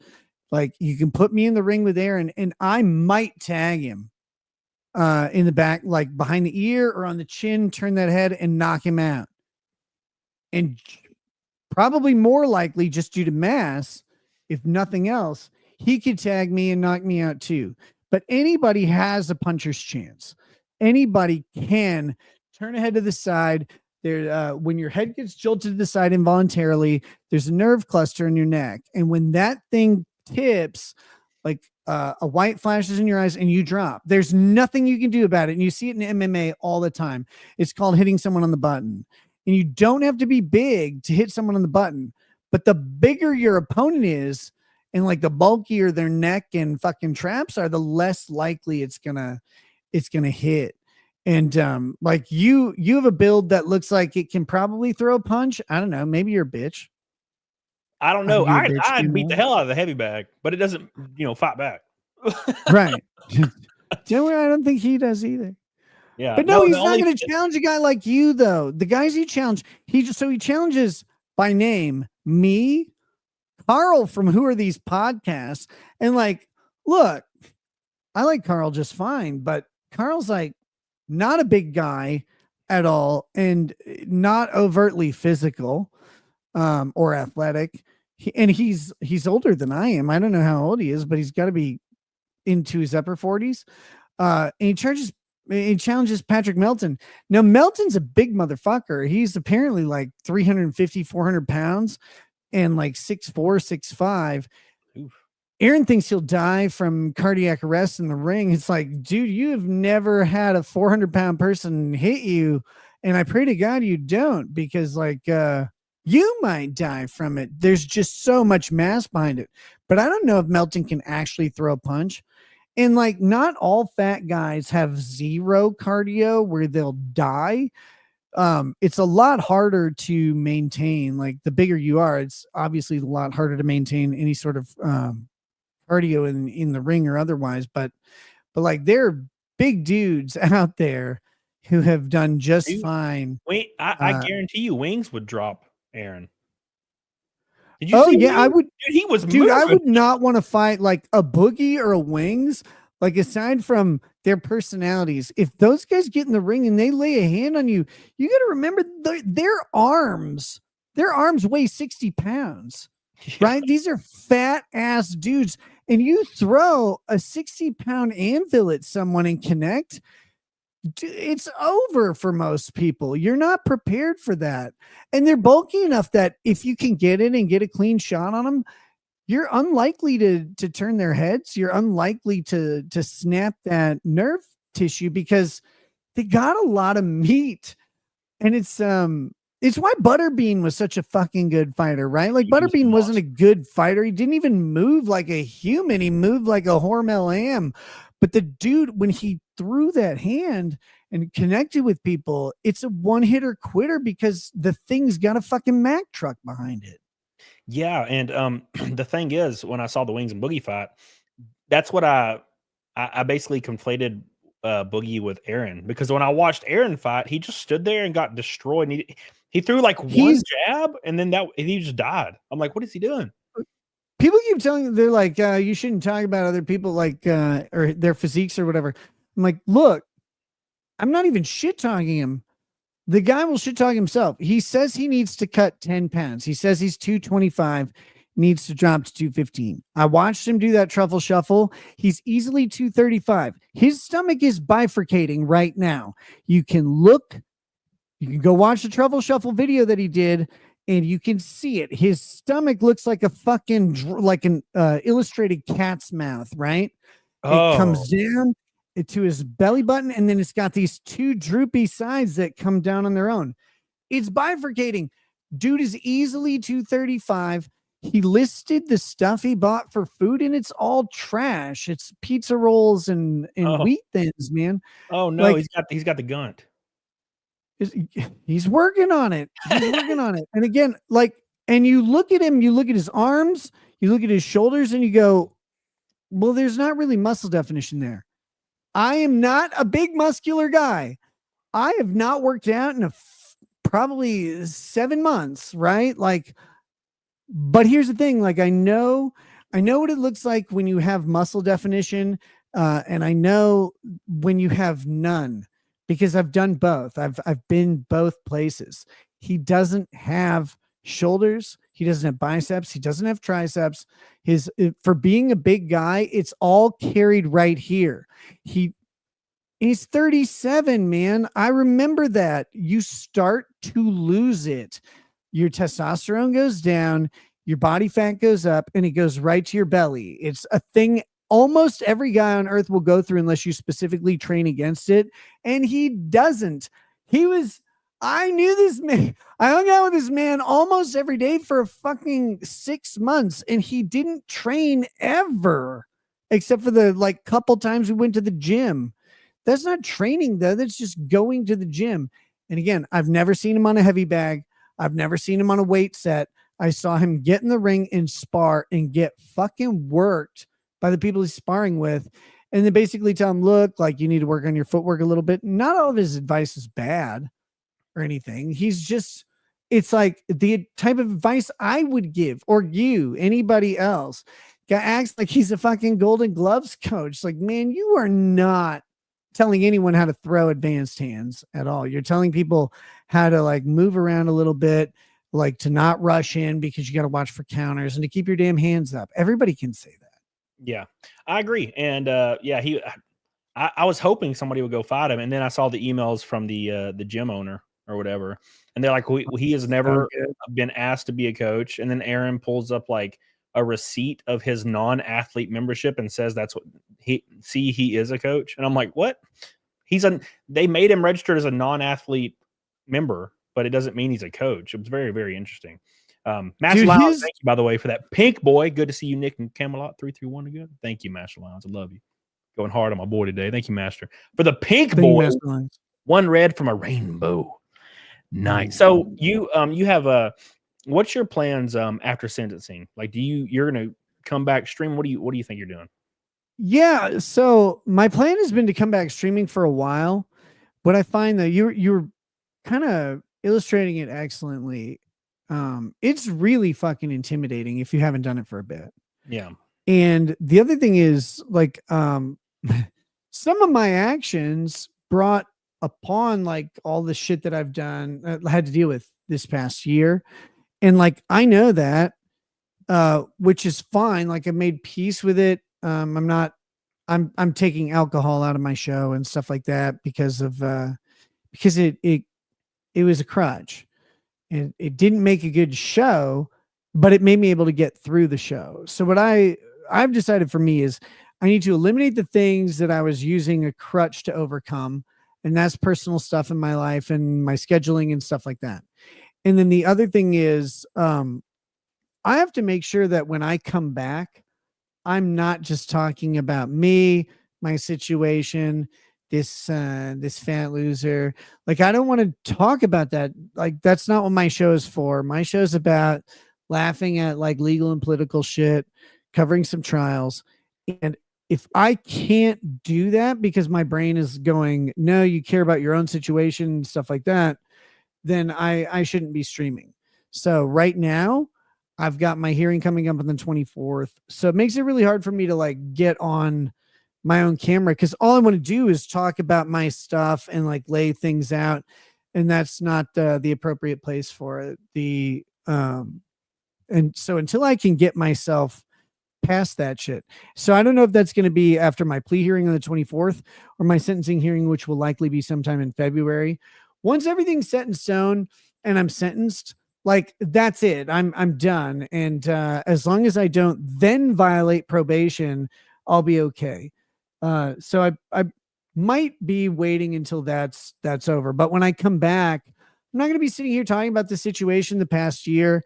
I have some plans to address it. And I think most people who want to watch me stream don't want me to sit and talk about this shit. Like, there's a lot of funny stories. There's a lot of great stuff. There's a lot of terrible stuff. And I'll tell it when it's appropriate. But I don't think my show is the right way to do it. I want people to like choose to participate in that if that's what they care about. And so my plan to come back is to come back, cover some legal stories. There's been a lot of great ones, like Fannie Willis getting disbarred and all this shit. And then to cover some trials. The P. Diddy trial is coming up in May, and I have some plans for the P. Diddy trial. I have some a couple other trials that are coming up really soon. So getting back to the stuff that people really like and going, okay, like, look, you let yourself get focused on shit that other people didn't care about, no matter how much I did. And I made a lot of excuses about it. Like, well, if I care about it, then it'll like people that'll come through. You don't want to talk about shit that is uninteresting to you, but also like the shit that you care about may not be appropriate for your show. So I'm just trying to clean that up. And when I come back, it's going to be focused on that. And like any of the other stuff will be reserved for, locals or something like that, where people come to see kind of that behind the scenes or get to talk about that. But I really don't want to focus on the past year. It's been a goddamn disaster. Yeah. Yeah, it's been pretty wild, and there's still like I still see stuff popping up about this and that and this and that, and I've just kind of got exhausting to like try to follow it, because so much of it was kind of unsubstantiated. Does that make sense? So I was like, yeah, and it's really tough because so the way life works, the way gossip works, actually, in a lot of ways, which I can't get into full details now, but the way this started was that people took something that was partly true and they expanded it into something that wasn't true for a purpose. And that can happen intentionally or unintentionally. But there's so much out there where I'm like, look, I will admit to all kinds of hilariously degenerate fun shit that I got involved in. And say like I got in over my head, I caused harm, like, but I didn't do this and this and this. Like, and like, look, I'll admit to all kinds of crazy stuff that people may not believe, but what I won't admit to is stuff that didn't happen. And and that stuff that keeps coming up, that's the most frustrating thing, because at some point people have no reason to believe you. And it's like, well, I don't know how to rectify that. I'll try and just tell the story in some way where it's appropriate, and people will either believe me or not, and it's fine. But there is a mix. There's a mix of things, and some of it happened and a lot of it did not. And there's still tough stuff today. I saw some tweet right before coming on that was saying like April's charges are getting dropped, and I didn't request the same thing for Kayla. And I'm like, you guys have no fucking idea what's going on with any of this stuff. People just throw shit out there, and they pretend that they have any sort of like insider knowledge or whatever. It's like, well, none of that's true. How do I tell people that none of that's true? A whole bunch of other stuff is, but when you start saying that, people like get mad. They're like, how dare you say that? I'm like, well, because it happened. I don't know. Yeah, I think what do you want me to do? Like pretend it didn't? Yeah, it's one of those things where they'll catch you in something, that you end up admitting later. And they're like, okay, so if that ended up being untrue, that means 100% of everything is untrue and every allegation is, correct. I think that's kind of how people see it in their minds, right? Yeah. And the other hard part for my situation is like, look, my situation involved other people, and those other people don't really want to have their private lives put online. And so what I would get is people like asking me things or accusing me things. And if it's just me, I don't care. Like I literally don't live in shame of my decisions. I don't like, even I will fuck up over and over, right? Like we're people, we do that, but I will specifically fuck up. I'll make bad decisions, but I won't live in shame of it, because I go, okay, well, I learned from that. It wasn't good. And I'm really sorry for the people I hurt, and I'll address them. Like that's one thing. But there are other people who are like, if you say like this, that will implicate me in these other situations. And that's not my business to put other people's business out there. But people feel like if you stream and you talk about your life, they're entitled to every single detail. And so I tried to set up some barriers by just not answering questions or saying like, guys, I'm not going to talk about that, or like, not everything you read about is true. And then people are like, you lied about this. I'm like, well, I mean, one, I don't really think I lied. I just didn't answer because it wasn't your business. But a bunch of that stuff is now like kind of public, so I don't mind talking about it more. But the other people involved, like I was trying to protect their privacy. For me, guys, like I'll tell you whatever I do. I don't care. Like it's fun. I go through experiences that other people won't, and it's like, well, you'll never do like this drug, or you'll never go to this type of place, or you'll never do this thing. Like I could just tell you what it was like, so you don't have to try. And that's fine by me. But that if I like did that, that would bring other people into it. And the internet is so bloodthirsty to like get any information they can. And so, a lot of people think I lied. And if that's your perception, that's fine. I'm sorry. I didn't mean to. Like I really didn't. But if you think I'm not trustworthy, that's great. You can watch my show or not, and you can decide later. Maybe I become trustworthy again. But I don't know. I don't control how people will react to anything, and I've made peace with that. But it is like a tough thing to deal with. Is people are like, no, you did this and this and this. Like, let me those first three things, and yeah, that's fucking fun. Right. Not the others. What I've talked to people about in the past is I'm like, because people have super chatted and asked in my chat for a long time, they're like, and I've talked about it. I'm like, if you just come back and just cover your trials and you just do your your streams, you enjoy what you're doing, and you just hit it. Those people that are, bloodthirsty and kind of looking for you to, admit to something or talk about something in the past, they'll kind of, eventually fall off. Most of them. So- will, anyway. Real quick, Chris Olin says the bit about being a monogamous Christian man was definitely a lie. No, it wasn't. When I said it, it was true. And then things changed and I stopped saying that. Although I'm still a Christian man, a very Christian man, and people have completely misrepresented things I've said about Christ or the Bible or whatever. I have no problems, and I've never had a problem in my 43 years of life. I've never had a problem of faith in Christ. I've had a problem of relying on Christians because I find Christians to be very unreliable over and over and over. But like as far as the when I said I was aggressively monogamous, which I thought was kind of like a funny line. No, it was though. And then later I wasn't. I made a different decision. I'm sorry. And was it a good decision? No, it ended up being terrible. It really fucked up my life. It made me almost lose my marriage. Don't do it. Monogamy is the way to go. Like there may be people who can make something beyond monogamy work. I don't know. I don't know how they do it. I don't know how they would. I wanted to eat a bullet every day for a while, dealing with more than, oh my God, it's a mess. But it wasn't that I wasn't when I said it again, it was 100% true. And then later it wasn't true. And so I stopped saying it. But people are like, oh, you should have told people. I'm like, why? Why do I have to then go out and be like, by the way, guys, I've updated my view on this. That's a weird thing to do too.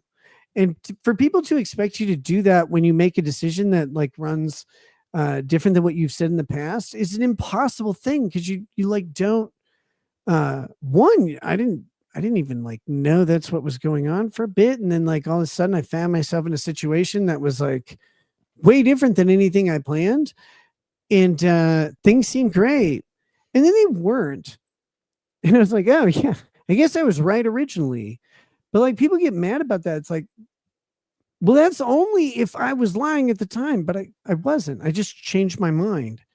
Or I didn't even change my mind. I made a decision contrary to my values and I got fucked for it, man. What do you want? You all were right. So was I. It was great. I had a creator yell at me because I said they said that they were he lied about being a monogamous and a Christian and blah blah blah. And I said jokingly, also, there's a little truth to it, where I was like, I think it's cool he's smashing all these bitches. I think that's cool. I'm not a Christian. Yeah, I like that. I think it's look. I had a creator times involved. I had a big creator yelling at me, and I was like, oh shit. I was like, that's not who I am, man. I don't. I'm all about some hot bitches. I don't know what you want me to think. Dude, that's actually kind of been the most surprising thing. I was like, man, I grew up in the 90s and never in my life did I think that doing drugs and sleeping with beautiful women was uncool or a bad thing. I know that it could be against your particular morality. I got it, but people now are acting like it's some horrific thing. And it's I'm sorry. Everything involved in my situation was consensual and I didn't betray anyone or whatever, but it caused a lot of hurt. We might have been lying to ourselves about how things were going. I know that Lady Rackets and I ended up in this place where we were lying to each other. We didn't trust each other. We were paranoid about our relationship and it almost broke us. Again, it's not a good thing, but at the same time, that's because you can't take a 20-year marriage and then go, oh yeah, well, we're going to do X, Y, and Z that is wildly different than the rest of your marriage. Other people can maybe make it work with a completely different setup than we had. But the reality is, one, you guys in the chat are ravenous assholes. And part of what you guys saw in me before any of this happened, and people started calling it out, they just didn't know what it was. And I'm going to tell you, you can't, like, as a person, you can't bring this shit to the internet. You just cannot. But what you saw in large part was me being really terrified that my marriage was breaking down for a really long time, fighting against it, stopping doing things that were about me and trying to focus on doing things that were about us, but making the wrong decisions in doing so. And like, so people like are like, oh, you look terrible. And I tried to start telling you guys at the end, right before getting arrested, is like, my mental health is fucking disaster. Despite anything else, like, my mental health is really garbage. And that's because I thought my marriage was ending, guys. But you can't bring that to the internet. It's not your fucking business. And you guys are really shit at helping out with like a real situation like that. I'm sorry. And so like, you try and deal with it on your own, but there's no hiding what it's doing to you.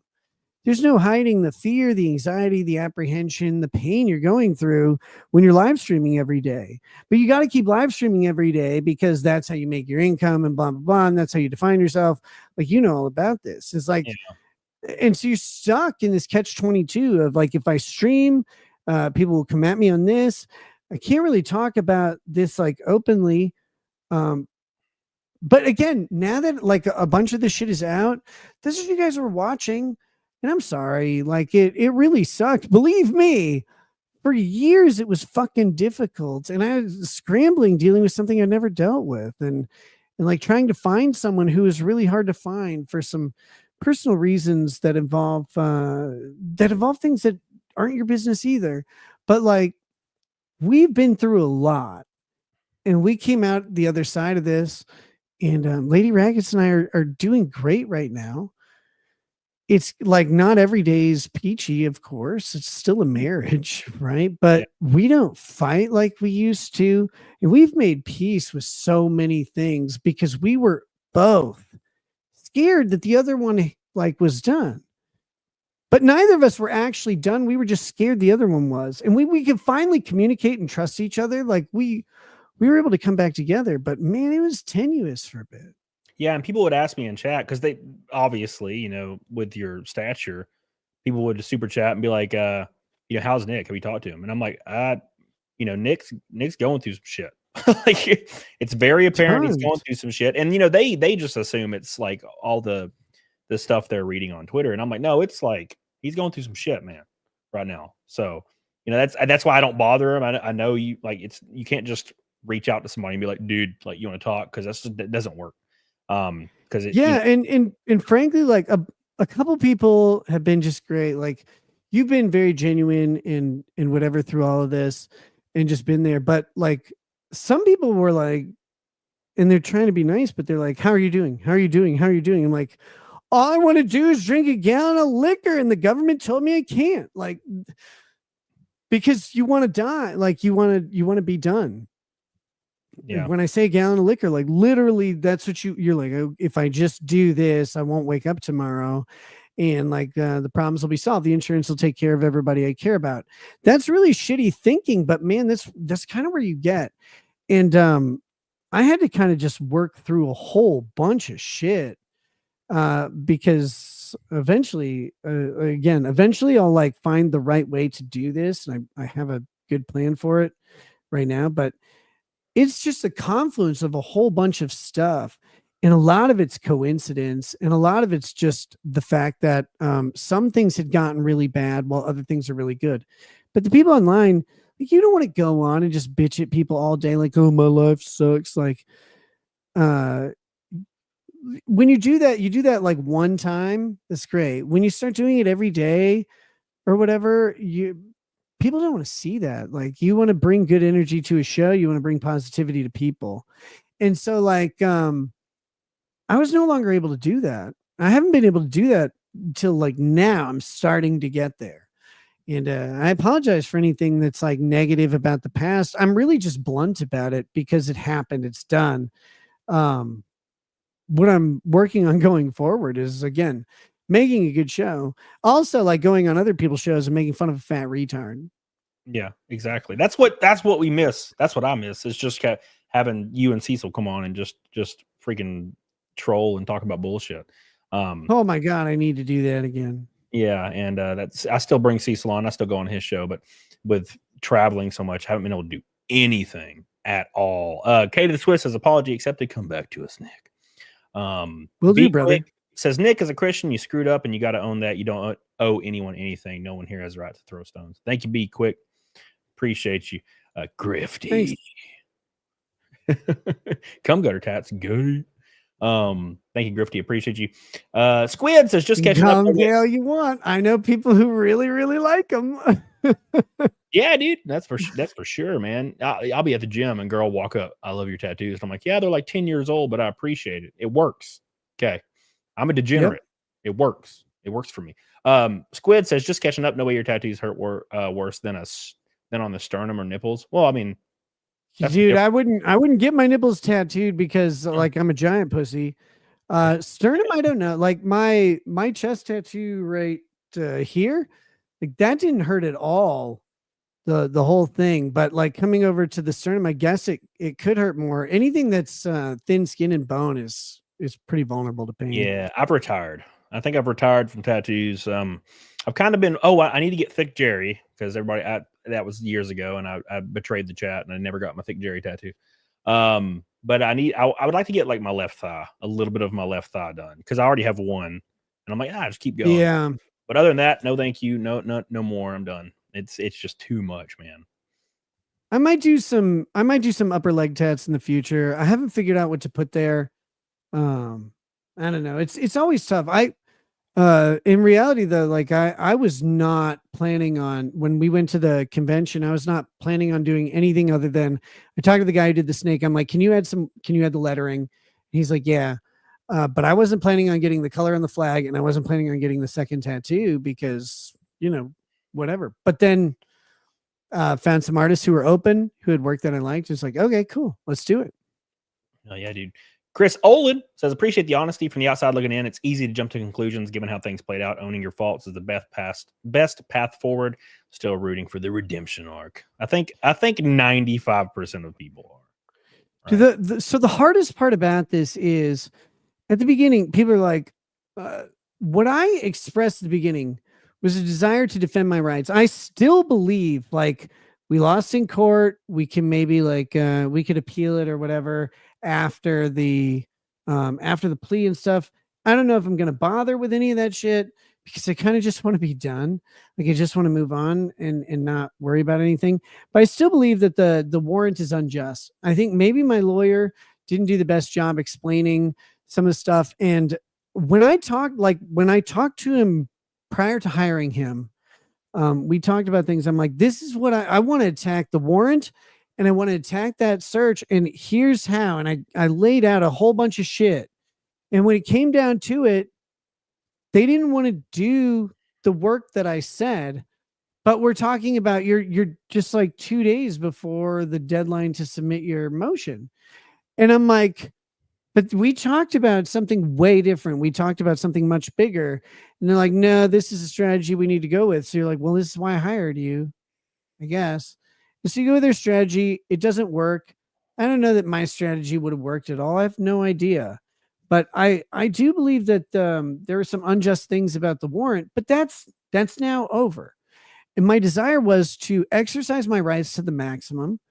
And then people are like, oh, Nick's trying to avoid accountability or responsibility. Like, no, I want to take all of the accountability and responsibility I have for the things that I did. If I could win first, I would love to win first and then tell you all about all the cocaine I did. Like, I don't care that much about what I did. I made decisions that maybe weren't the best, and like they ended up manifesting in some really bad consequences. That's how life goes. But I don't ultimately mind. I'm not like running away from it.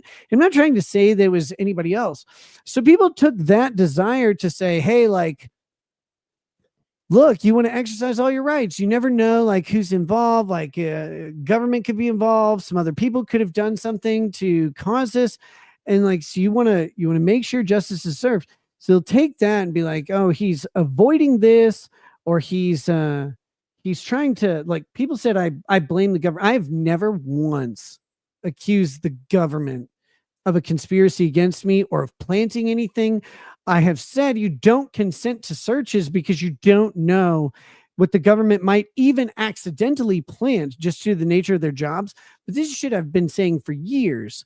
I have never suggested that happen in my case. To my knowledge, didn't. Now, the government did do some bullshit. I have, and I actually don't think it was nefarious. It's just how things played out. I have on body cam one of the sheriffs actually touching my daughter's hair with gloves that had just handled bags of cocaine.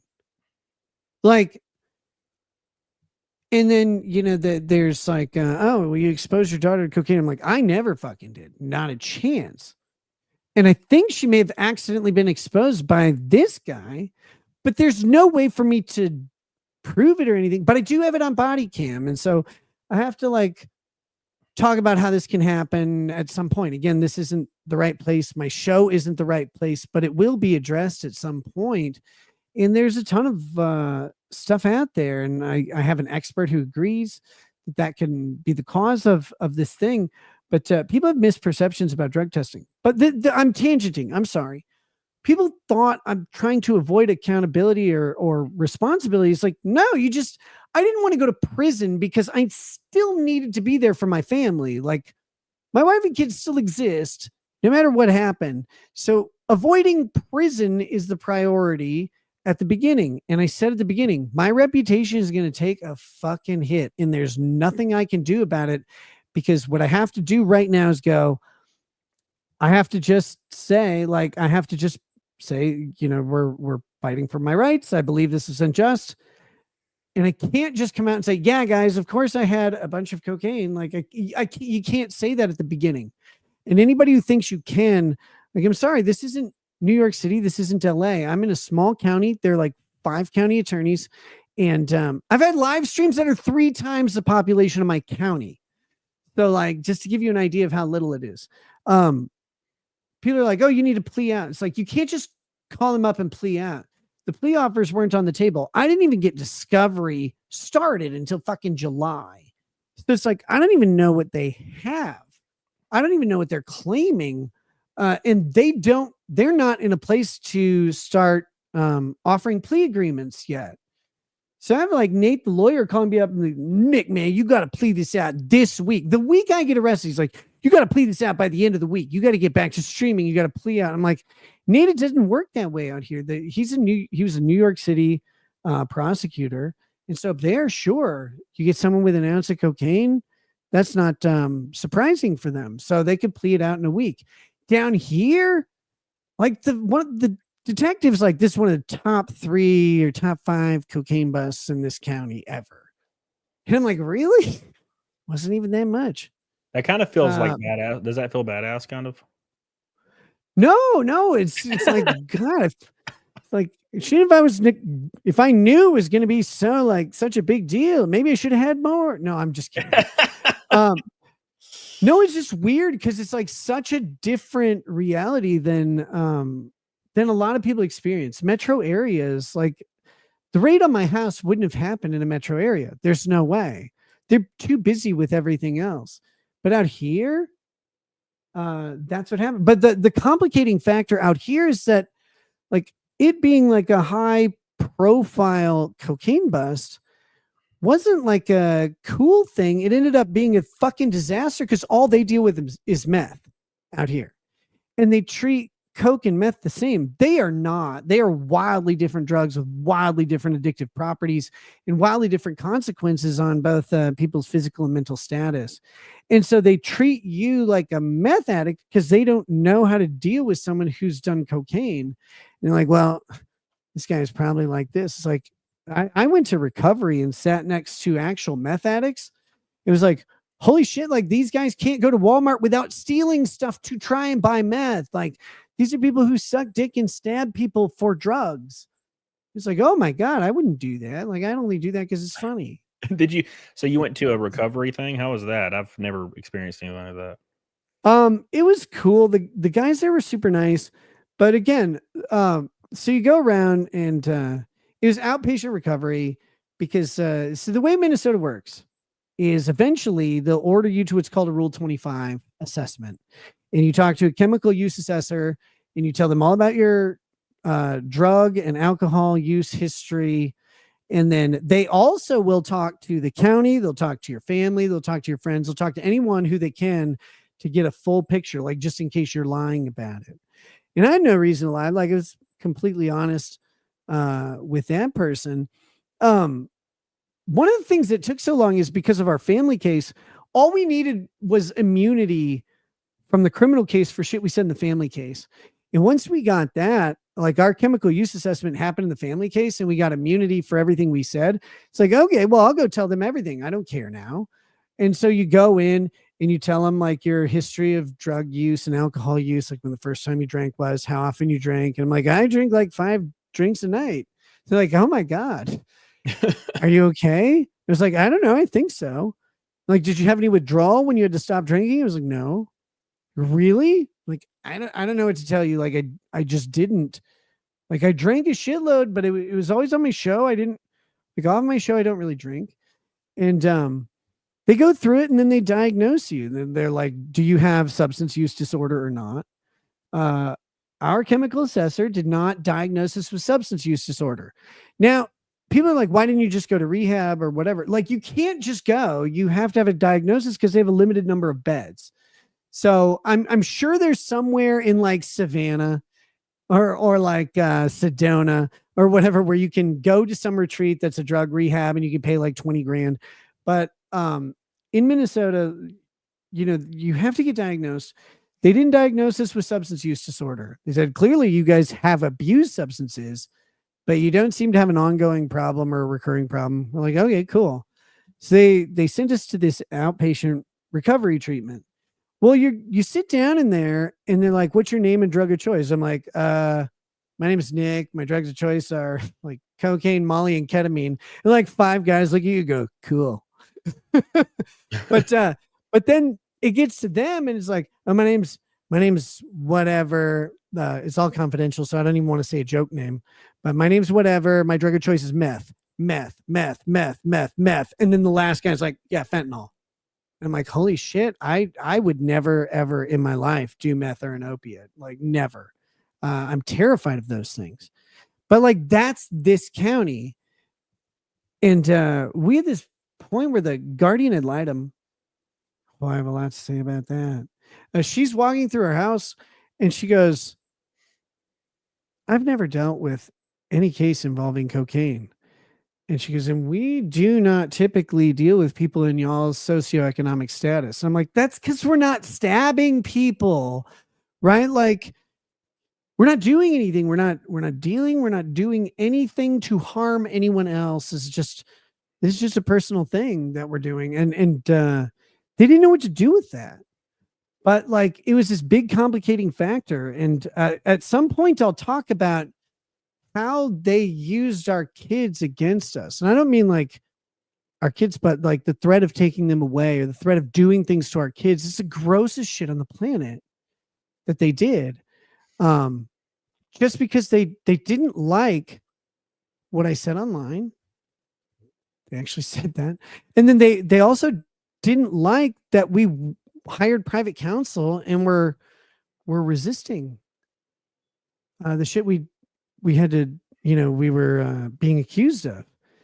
They're used to people who don't have the ability to hire private counsel. They just take appointed counsel and they just do whatever the county asks. We're like, we just want our kids, like, but you can't do this to us too. And you can't fuck us over in our criminal case by taking statements we say to comply with you in the family case. And so that's another thing the internet like isn't familiar with. And they don't have access to that information. I don't blame them, but like, I had to deal with things in a certain way because they had my kids. Like, they take your children and they're like, oh yeah, by the way, if you fight Camelot, there was one time where we had a hearing and they're like, if you fight, they'll take your kids for another 6 months and they don't need a legal justification for it. They'll just take them and legal justification will just exist already. They don't need a judge to sign off on it. So if you fight, you won't see your kids for 6 months. Sorry. And so what do you do? Like, how do you fucking deal with Was that? that a bluff, or is that something where you were like, No, that was real. Like that's a real thing. And again, there's so much more to that story, and I don't want to get too deep into it because we're past that now. That case is over. But like, if people are wondering where I've been, man, these people threatened to take my kids for a minimum of a year if I said or did anything just to defend myself. And since it's the CPS cases are like they're family law, so they're civil, they don't need to prove beyond a reasonable doubt. You don't have Fifth Amendment protection. You don't have shit.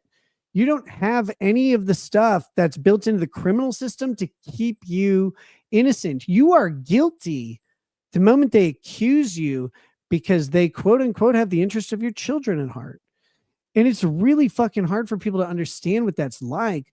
But Kayla and I have poured our entire lives into our children. Entire lives. We have sacrificed so many personal decisions, and we have, all of my time right now is basically entirely them. Now, I love them. They're hilarious. They're the funniest people I know. I don't mind spending time with them, but like the reality is, like, for my oldest is 17. Prior to him being born, even, we've poured ourselves into these kids, and to then have a government come in and be like, you guys must be terrible because some retards lied about you. And you're like, holy shit. And you can't do anything. They just take them. You have no recourse. And if you try and have recourse, they keep them longer, or they try and take them away permanently. And it's, so how do you you navigate? go, what if I lose? You know, like, what if I lose? So eventually you just have to comply. So is that what leads you to like pleading out, basically? No, I mean, pleading out is just once my legal defenses were exhausted, the question is, do you go to trial? And don't get me wrong, my case, like, usually you find drugs in a house, it's a pretty simple case, right? But you find drugs in a safe, and that house, you go, oh, wait, there are other people who have full access to that house and that room where the safe is.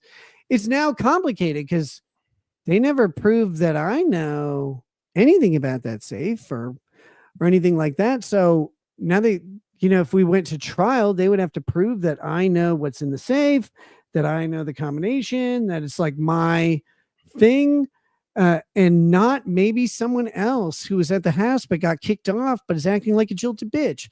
Like, maybe there's that. That's what they would have to prove at trial. But you can go fight that and maybe win, maybe lose, or eventually, like, I'm like, can we just get done? Like, cause I don't want to do that. I don't want to sit there and go through that shit. I think it might be funny. It's like interesting as an academic thought, but when it's your life and you go, all I want to do right now is not be here and be here past the goal line so I can move on. So that's, and I'm choosing, we've worked out, like I said, we worked out a plea deal. Everything's set to go. And, I'm happy with it. And, I just want it done, but I have to wait on the court calendar. The court calendar says January 24th. Can you talk about your plea deal and like what it contains, or? No, sorry. It's not super complex, but on the 24th, it'll all become part of the public record, and I can talk about it then. Until then, no. Okay, good. April says, found you via Nick, so it's his fault. You're stuck with me. Love you. I'll buy a book. Thank you, April. I love you. Appreciate you. She's super cool. Super She's nice. awesome. I see her pretty often. I saw her in North Carolina the other day, and we got Mexican food, and it was great. Pastor Nice. Flash says, I haven't been listening long. Has Nick talked about when he's going to stream consistently again? 'Tis all I care about. Yes, he did. It's you said basically after your plea hearing. At least after my sentencing hearing. If I can start doing it after the plea hearing, I will. But again, I have to be in my, and I just don't know where I will be. The only thing holding me back right now is if I get on stream right now, I'm going to do what I'm doing now. I'm going to just go on and ramble about my own shit because that's what's on my mind. I have trouble reading news stories. I don't care about anything until my situation is actually rectified, because believe it or not, like I've been a husband and dad for husband or dad for 22 years and or 20 years, and like keep making sure the people around me are taken care of is the most important thing to me. So until I can do that, because I fucked that up, like to be brutally honest, I made decisions that compromised that, and that's the shit that I will beat myself up over forever. But until I can confidently do that, like I just need to not be live streaming on my own channel. And once I can do that, I will. After my sentencing hearing for sure, but hopefully after my plea hearing. And your sentencing hearing that's not the 24th. The plea hearing is 24th, right? No, the sentencing hearing will be somewhere between a week and a month after the 24th, most likely. So sometime in February, and that's mostly due to the court calendar, and I'm just subject to government time right now. Awesome. Koof says the same thing Koof always says. Thanks for not unaliving yourself. Thanks, Koof. Like I said, it was seriously, Koof was awesome through all this, because every time I streamed, they would say the same message, and sometimes like that message was enough, because there were days where I definitely wanted to. I'm not someone who I think could kill myself, but I wanted to be dead. And that was somewhere I've never been in my entire life. But I was just like, fuck, I am done. I am so done. I don't know what to do. But I got past that, and people like Koof really helped. Koof's simple message carries a lot more weight than Koof realizes. Just a kind message. I guess his way of being kind. Nina's in the chat. How you doing, Nina? What's up, Nina? How you doing, girl? Old Nina. She shows up sometimes to support your boy. I appreciate you, Nina. Ellie Fant says, is this a gray wife beater stream? Yes. It was not intentional. I don't know, but yes, it is. Ellie Fant says, also, it's my birthday. I request a happy birthday in Elvis voice, please and thank you. I don't know. Are you talking about me? Do I do the Elvis voice? I don't know. Happy birthday. Happy birthday, baby. Dude, I watched this movie called The Identical the other day, and I really enjoyed it. And then I looked at reviews, and it has nightmarish reviews. And I was like, man, I really enjoyed this shit. I thought it was great. It's about basically like Elvis having a twin brother, but it's totally not about Elvis, but it's totally about Elvis. Right, yeah. I never heard of it. I'll check it out, maybe. Chris says, is Racket's going to strip if we hit Naked Snake? No. I will not make Racket strip. Thank you, Chris. I'm going to probably peace out pretty soon, because I wasn't planning on being on a stream. Well, I appreciate it, dude. This is pretty cool. I was just planning on talking about nonsense and Melanie Mac and SteelToe, and you joined, so I appreciate it. It's been fun as hell. It's an actual stream I enjoy. God, it's been a minute, man. I enjoy my streams mostly, but it's sometimes it starts to get real monotonous. It's tough when you're in a place where it's like you're doing the same thing. It's like, even if you're interested in the subject matter, it's like, okay, this is the same thing. I need something to break it up, and like that gets tough. But you can't say that either, because then people are like, oh man, he hates us. No, not you guys. You guys are great. Well, the majority of the chat says they miss you, so that's good. And I think I was talking to ARC maybe, and I was like, I've noticed the chat is starting to get better about it. They're like, he's going through it, and he's taking his lashes, and he's coming back on the other side. And I'm like, I like that. And again, I knew that was going to happen, because it's like, I can't talk about this in any candid way. I want to guys, I have a very lighthearted view of myself. Like, oh, fuck that up. Don't do that again.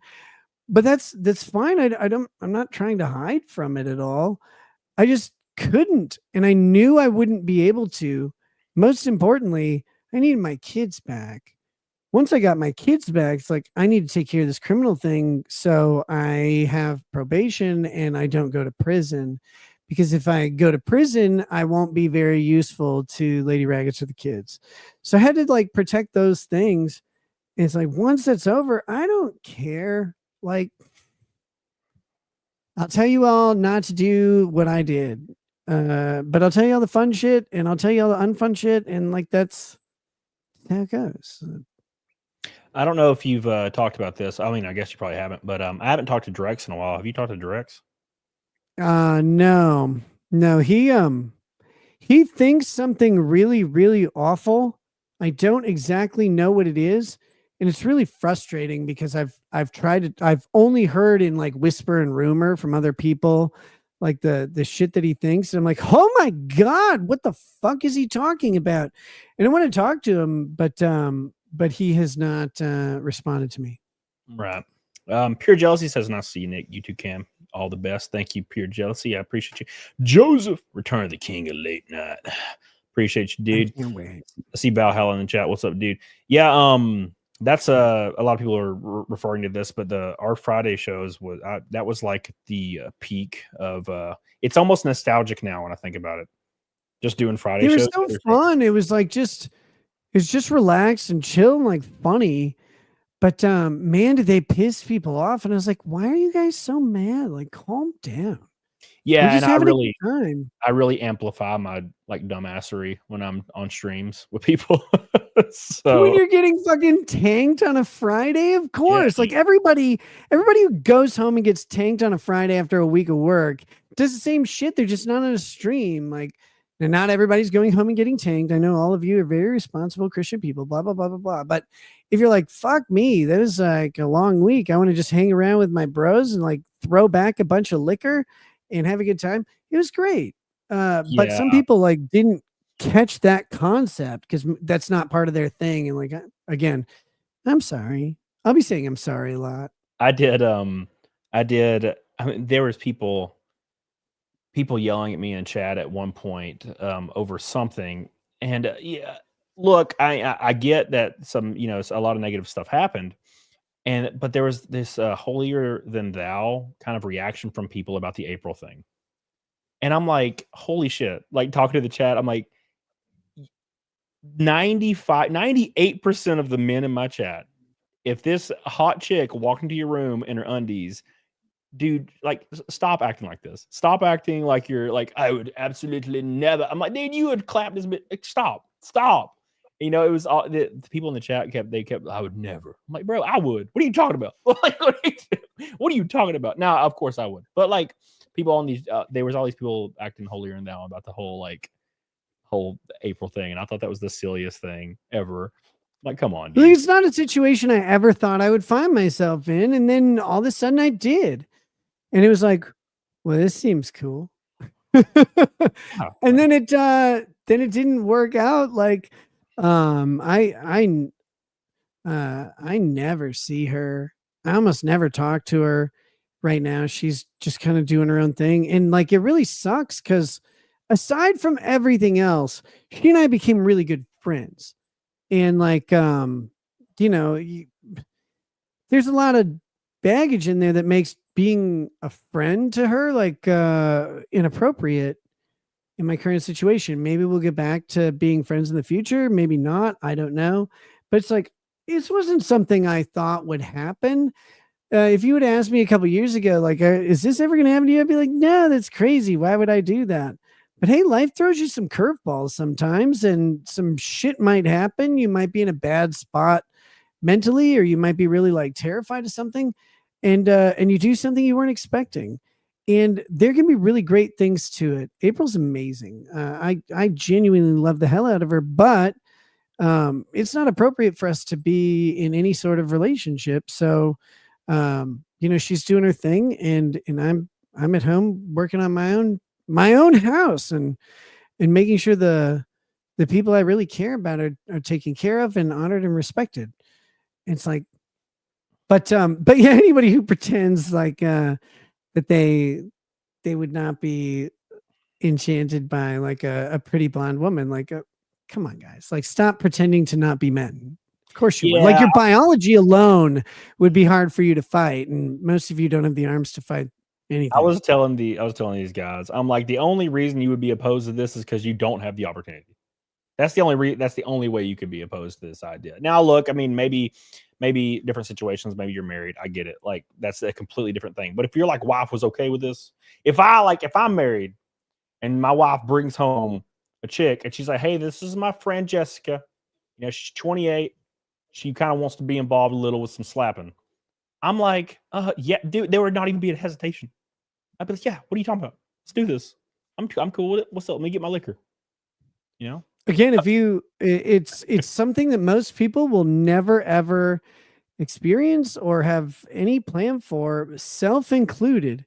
And I made decisions that, like, again, looking back, they weren't the healthiest decisions. They weren't the best things, but it's not because she was at all bad or anything like I mean, that. like, It's okay. just like you made decisions where you believe like things are okay, but somewhere in the back of your mind, you should have said, you know what? No, like this is this is like an idea that maybe you shouldn't engage in. No matter how you feel about it, maybe you shouldn't do it. And so now I, you know, I might not make the same decisions in the future. Yeah. But I don't think I'll have that. I don't think I'll be presented with the same dilemma. Like it happened at a time in my life where a whole bunch of shit came together, and you know, it happened. Other than that, it's like, what are you going to do about it? Am I going to sit here and go, oh my god, I hate myself? Like I don't. I did for a bit, but not because of that. All right. I have one curious question because I never researched it that I want to ask you before the end. Master Lion says, I appreciate you, Nick, for talking. I understand how Minnesota works, and I feel your pain to a point. God bless you and your family. Thank you, Master Cheers, Lion. buddy. Love you. Big, giant, fat, pink boy, one red from a rainbow knot. My man's on top of things. And thank you for your gift of membership. You beautiful man. Squid. Don't be like Nick. Have friends that aren't snakes if you're into prostatots and booger sugar. Thank you, Squid. Appreciate you. Dude, so many of the people who have turned their backs on me and acted very like offended. I cannot tell you how performative it is because so many of these people knew exactly, like they knew what was going on, at least in regards to things like drugs. And because again, I tell you the truth, I do not live in shame in my decisions. They knew about it. And then when I get arrested, they're like, oh my God, I can't believe it's like you fucking people. Like you guys knew, not like they knew because they intuited it or like, oh, they're so concerned. They knew because I just like, I talked to my friends in confidence. And so, to see some of them like pull this bullshit, it's like, okay, well, you're just dishonest, and that's fine, I guess. Like, but I don't want to be around people who are like that. I'm a person who like, look, again, when it's my story and I can go ahead and like tell it without going to prison, I'll tell you whatever. Like, I don't care. Are there people that like Dude. may have partaked in the past that acted like performatively outraged? I can't say that they ever partook with me, but I don't know that I don't know that all of them are as squeaky clean as they pretended to be one way or another. But I don't know. I'm not going to sit here and accuse people. I don't know their lives. What I do know is like they would ask me questions and I'd answer them rather candidly, and both before, during, and after all this stuff. And it's like, come on, guys, like stop. Like you know me, like you know the extent of what I was actually doing. Like that. Stop like being performative on this other shit. Stop like exaggerating and going beyond. And they did that for money. And like that's fine. That's the name of the YouTube game, but I just don't want to be around those people anymore because I know a bunch of them would have taken stuff if I had offered it to them, but you know, it's just the way of the world. Like, oh my God, I can't believe you did this. Like, I've watched you do a whole bunch of bullshit. I was there laughing because I thought it was funny, but not the same stuff I was doing. I don't want to make it out like that. I'm not accusing anybody of that at all. It's just that when they came out, oh, I'm so surprised. No, you aren't. Yeah. That other question I had as something I didn't really want to look into everything because I'm not a smart man and I didn't want to try to decipher everything. What was that? Everybody was sharing something about like a foreclosure on your extra house, your other house, or maybe I don't even know what happened. Long story short, I was never in danger of losing my house. I lost track of some shit due to weird circumstances and a lot of depression. And I found out about it. And I was like, by the time I found out about it, I was like, holy shit, like this is wild. And I had a couple options. It's like, well, you can try and you can remedy this now. And I had some ways to do that, but it's kind of a pain. The other way was, well, I'm already selling my other property. And so once the other property sells, it'll just pay this off and that's that. But, you know, like, I wasn't worried about it ever because it's like, okay, well, now that I know this is happening, I'll go ahead and fix it. Right. And a whole bunch of people like might have weird questions like, how did you not know? And let me just suggest, like, my life got turned way upside down. And I'll also suggest that like the mortgage payments that like people are like, why didn't you know you weren't paying your mortgage? It's like, well, because they're like a tiny fraction of my monthly spending. And both my income and spending went into massive flux when my family got like kind of separated from each other, and everything that we did, like all of my streaming income, it stops when you don't stream. And then the other thing is like the amount that you're spending each month changes dramatically when like the government is saying you can't do a whole bunch of shit and you got to kind of stay home. So like I just didn't know that things weren't happening. The moment I found out, I'm like, oh fuck, well, I guess I'll fix this in this way because it seems the best. Now, unfortunately for me, because it's actually about protection, right? Like foreclosure notices go into the paper and stuff like that, and there's nothing you can really do to stop it other than taking care of it prior to that. By the time I found out what was going on, it was too late for me to stop it without really making things difficult on me. She's like, well, I guess people are going to find out about it. But at the end of the day, it's like, but so like, yeah, here guys, a bunch of catastrophic decisions led to this really scary situation, but it's taken care of. I don't know what else to say. Like, but it is funny because like the narrative online is like, well, he's a billionaire trust fund baby. It's like, well, which one is it? Like, am I hopelessly broke? Am I a billionaire trust fund baby? Like what? Maybe I'm just a guy. Like maybe I'm just a guy and like my situation got really fucked up and how I normally handle things got messed up. So I had to do some alternative stuff and like I had to take care of it in a way that wasn't ideal, but it is what it is. It's done. Yeah, I had now my house is back to being paid off, which is nice. But anyone who goes, oh, by the way, anyone who says like, oh, why would you take out a mortgage on a paid off house? Well, I paid off my house with my money, with the trust I created, with the joke name in the trust that I came up with. People are like, oh, some trust bought it for him. Like, no, that's Kayla and I's grantor trust that we generated for the benefit of our kids. And there's a lot of reasons to have the trust set up the way it is.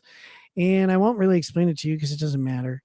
But I bought this house and then I took out a mortgage because do you know how cheap debt was? Do you know what you can do if you take like $250,000, $300,000 and you put it in like some investments that basically guaranteed to return 7 to 9%? And you're getting the debt for 4.25%. Do that. Like, why waste the asset? Like, why waste the money? So it was a way to extract equity and use it beneficially. And it's been awesome. I love that. Especially while I would have sold the other house and used the proceeds to do the investments back then, but we were helping out friends. And instead it's like, well, leverage the property that you have and or the equity that you have in something.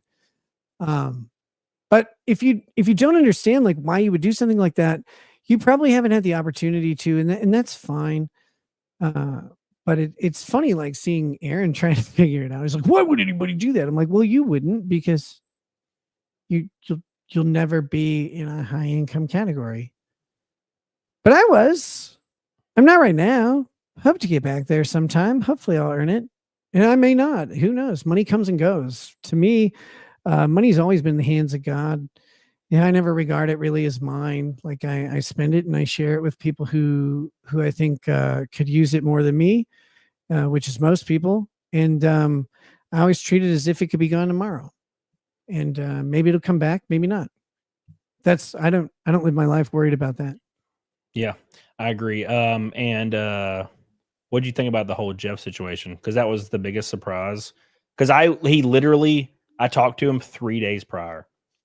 Like I hadn't talked to him since Halloween, and Megan Fox told me on my birthday. I think he died the day before, but she told me on my birthday. My birthday was absolute shit, man. It was fucking wrecked. And Jeff was such a great dude, and I really, really fucking miss him. Yeah, I agree. It's from what I read, it seems like maybe he kind of knew things were coming. They like told him, hey, at some point things are going to fail and you're not going to make it. And so he just lived on. He didn't tell anybody because that's the kind of guy he was. Like, he didn't need anybody to worry about it. He just wanted to smile and hang out with his homies and his chat and stuff up until the end. And then he did. And it sucks because I really wish I would have talked to him more than Halloween, but that's like, that's the ropes. Yep. It sucks because you think about all the times that you could have talked to him on stream. Because that's what I think about. I'm like, man, I could have had him on my show every damn week. Why did I not do that?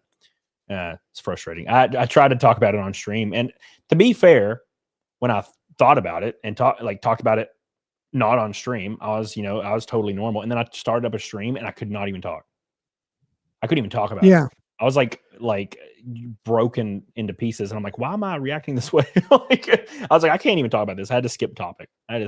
Oh man, I went on like a tribute to Jeff's stream on Danny's channel, and someone asked me to do toast to him, and my camera was off, and like, thank fucking God, because I looked like such a baby. That was hard to get through.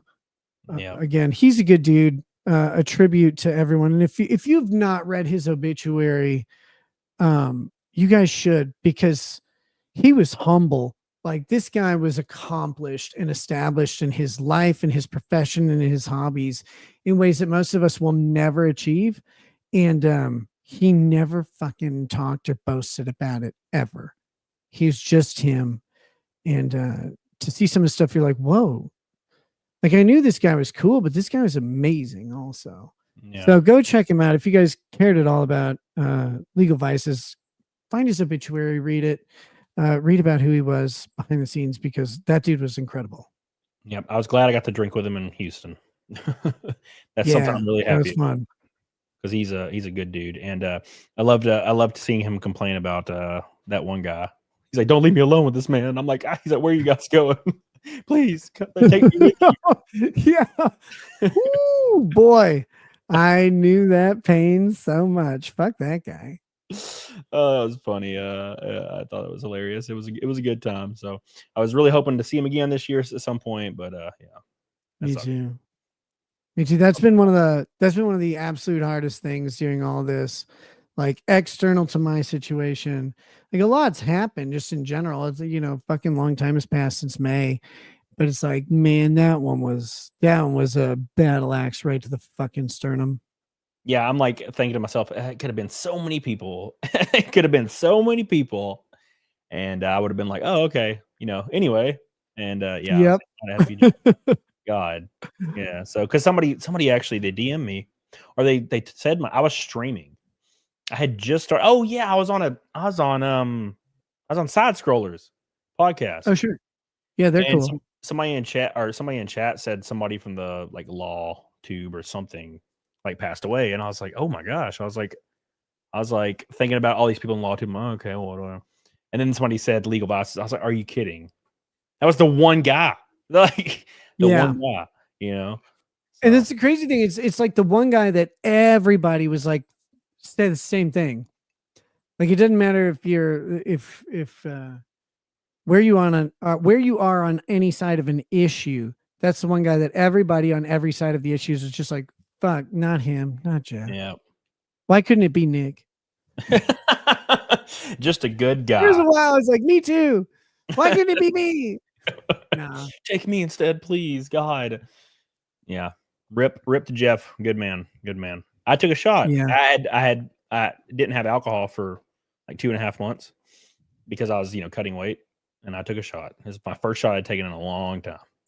Took a shot. Dude, so I during my family case, I was restricted from drinking.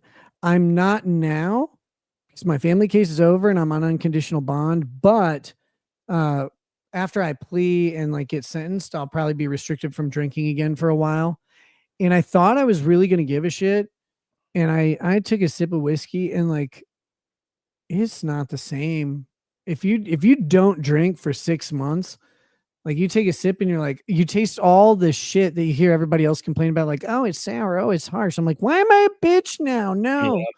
But I like, it's weird because I don't care at all about whiskey or liquor. Like I mean, I'll have a glass of wine like I would when I was 30, but I didn't drink whiskey back then. And so it's like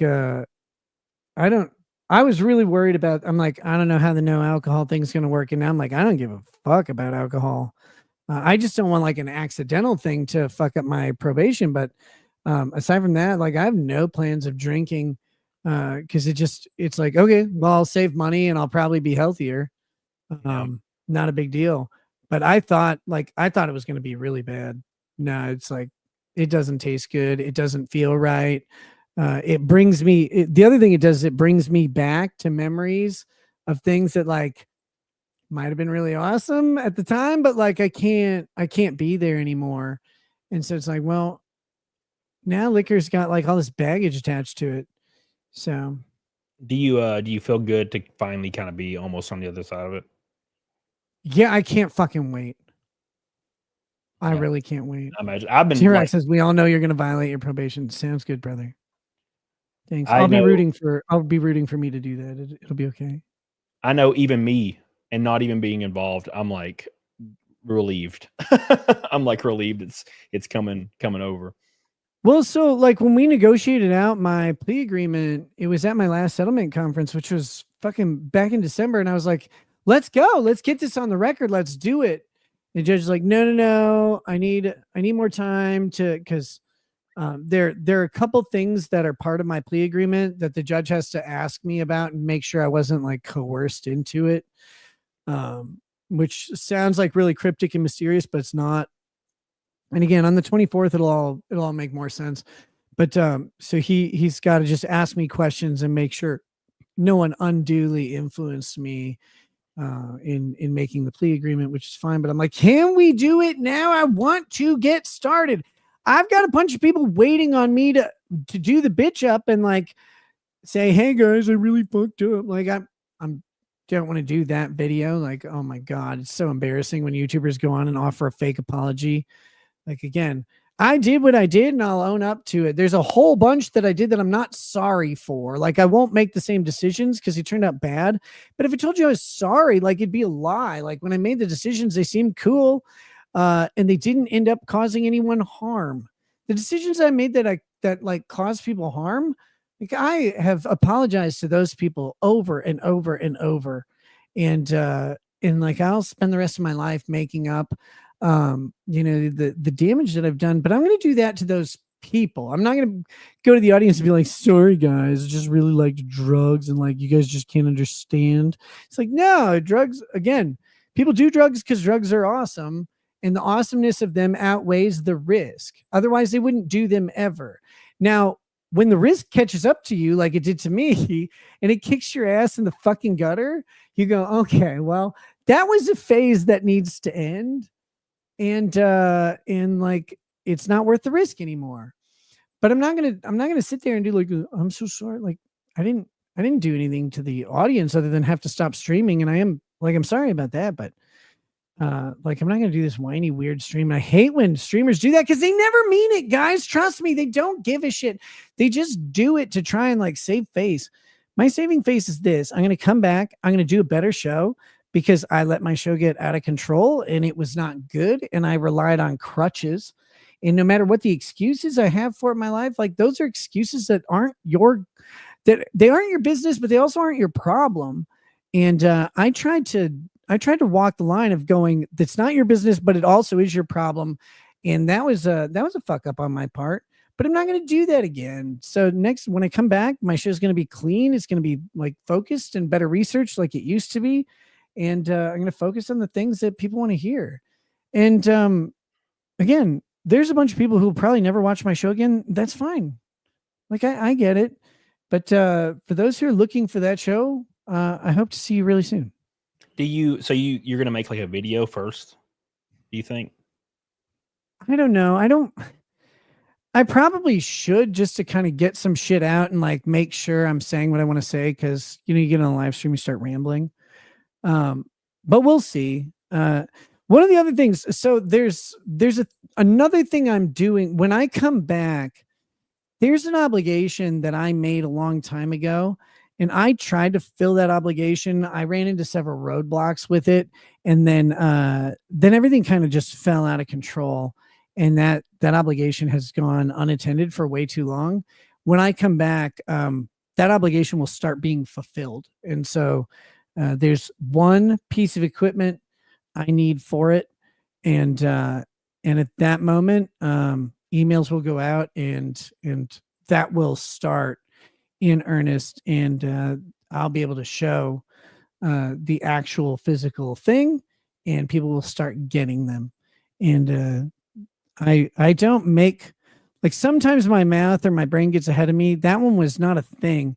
That was a thing where I tried to fulfill my promises a while back, and I knew my own weaknesses. And when I would bring up the thing like, I need this to happen because I won't do it, so can I pay you to do it? People would stop talking to me for whatever reason. They wouldn't say yes or no. Now I have someone who will help me actually just fulfill it on my own. So it's not going to go the way I thought it would, but it will get done. And people will start to see that. And I think, honestly, I think that's a huge part of showing people that I'm coming back like serious.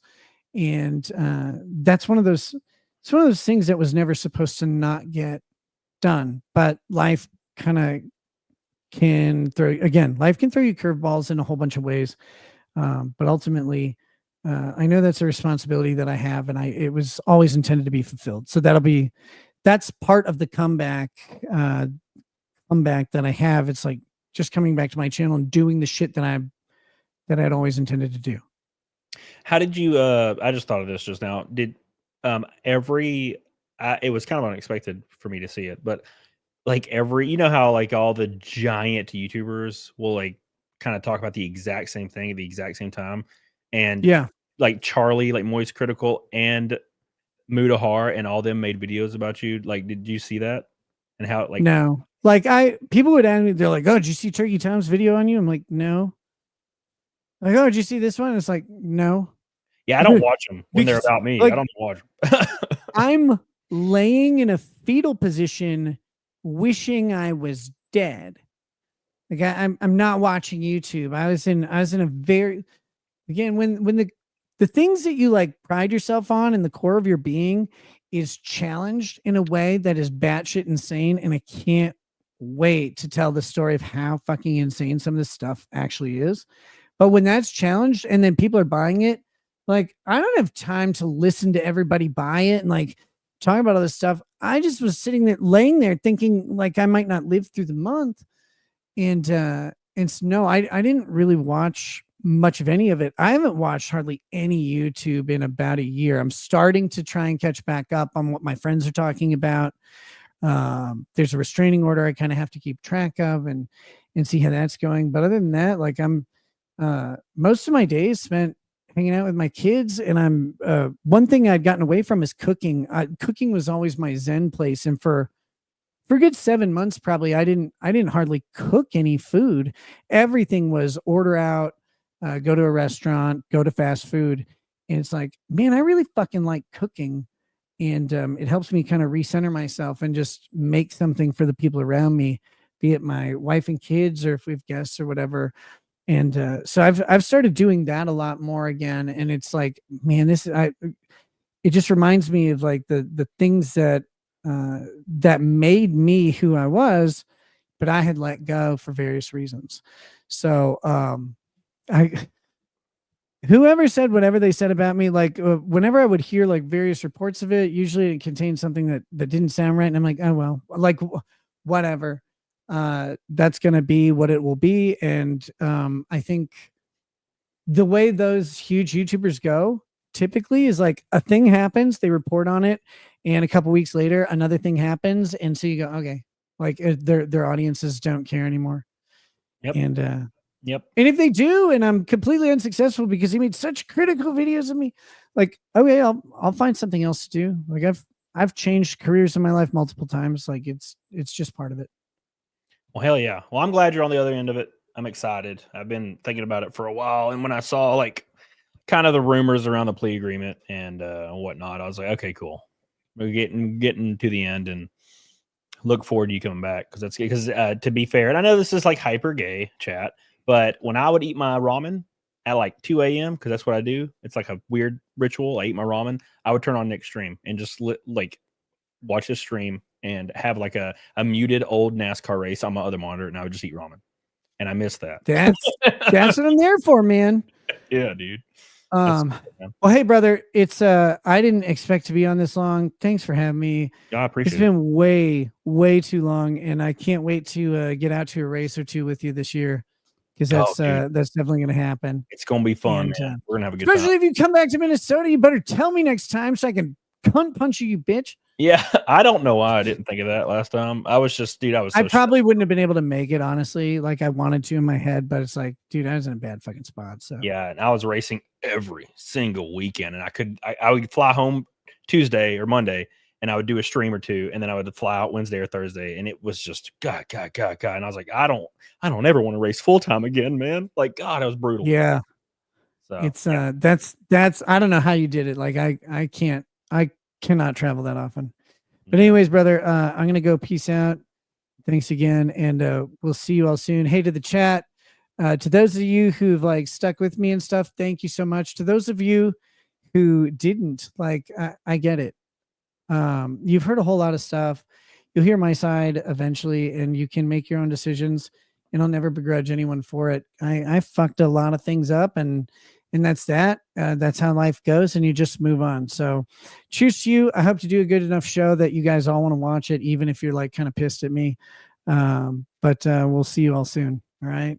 Hell yeah. Peace, guys. Bye, Nate. Peace, brother.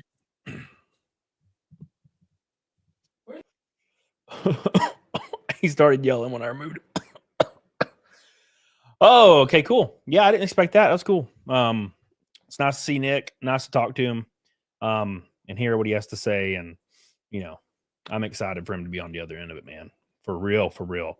Let me catch up on these super chats because I definitely got behind on them for a while.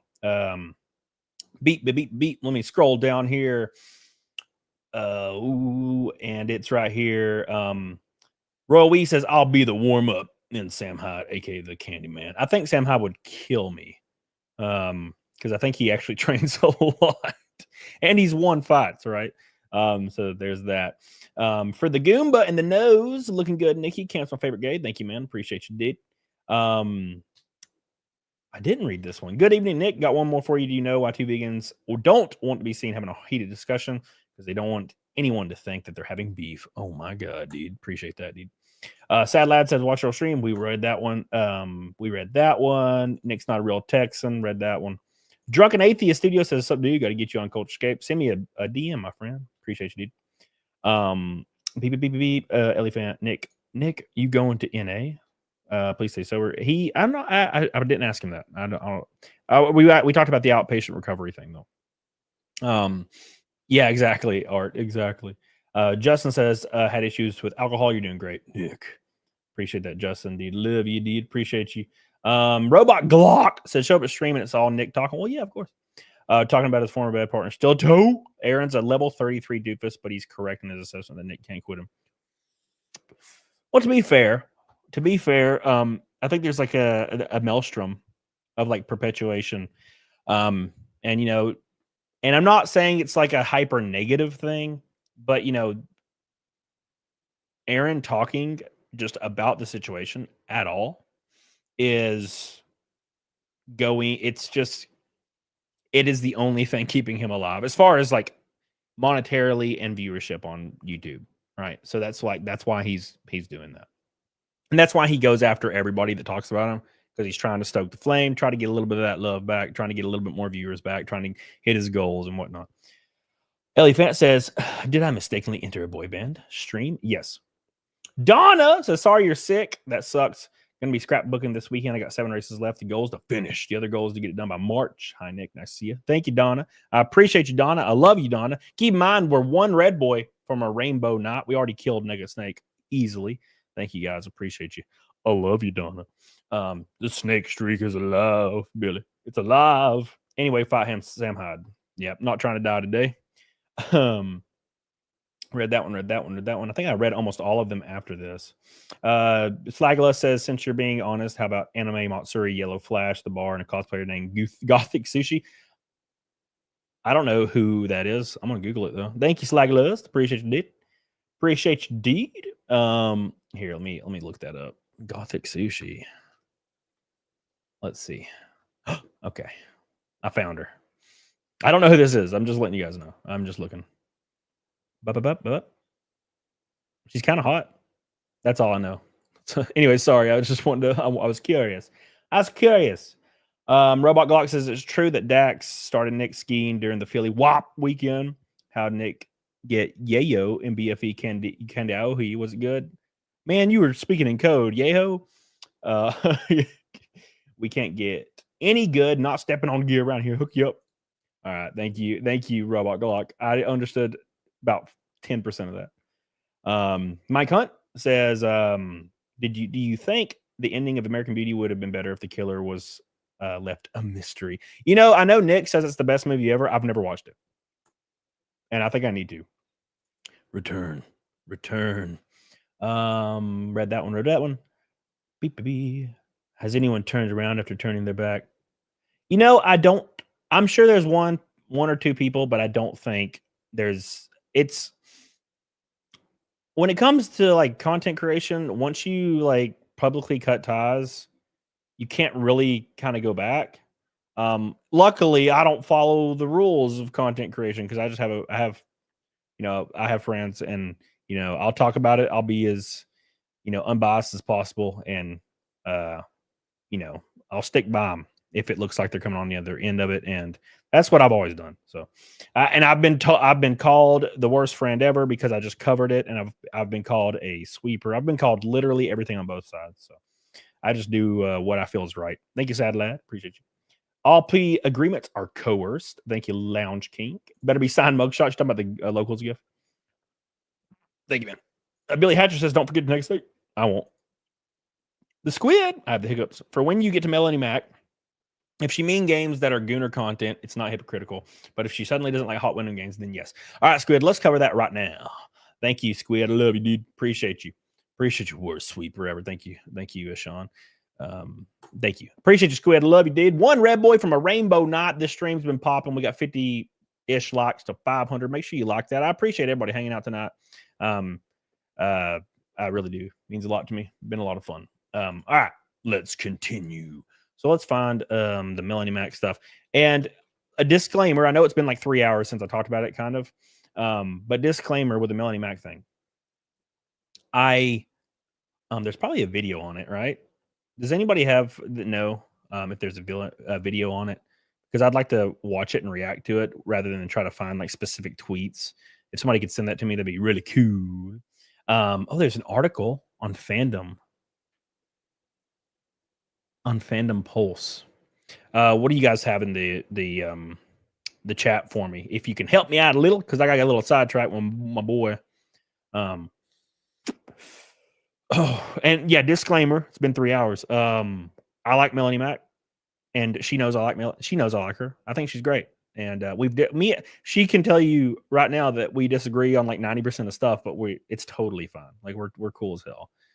So at any rate, it's just people are really pissed at her, and I'm thinking it's because all I can find on Twitter is basically what she's saying is, she lifts up games that had hot bitches in it, and then she's also tearing it down at the same time, and people are calling her a hypocrite. So I'm kind of trying to figure that out, you know. Master Lions, hey, what's up, dude? Says Master Lions been going hard tonight. Are you racing in Minnesota this year? As of right now, no. But it's possible. My confirmed schedule, and I'll tell it to you right now. The announcement's coming out very soon, but I mean, you guys support me, so I'll tell you. My current schedule is Kern County. That's in a week. Daytona, Martinsville, Tucson, Rockingham, Texas Motor Speedway, Kansas, Charlotte, Pocono, IRP, Richmond, Phoenix, and Talladega are being added loosely as we speak. So that's I think it's 13 or 14. And there's going to be more added as support grows, but that's all contractually locked in so far. So thank you, Max Lions. Biggest problem in the universe says, great to see you two stream again. Yeah, he's my boy. I enjoy it, man. I really enjoy streaming one day. It's fun. All right. Here MV got into it. Who MV got into it? I haven't been paying attention to that drawing. Well, it's very new. It's like today, as far as I'm seeing. It's very, very new as of right now. Let us go down.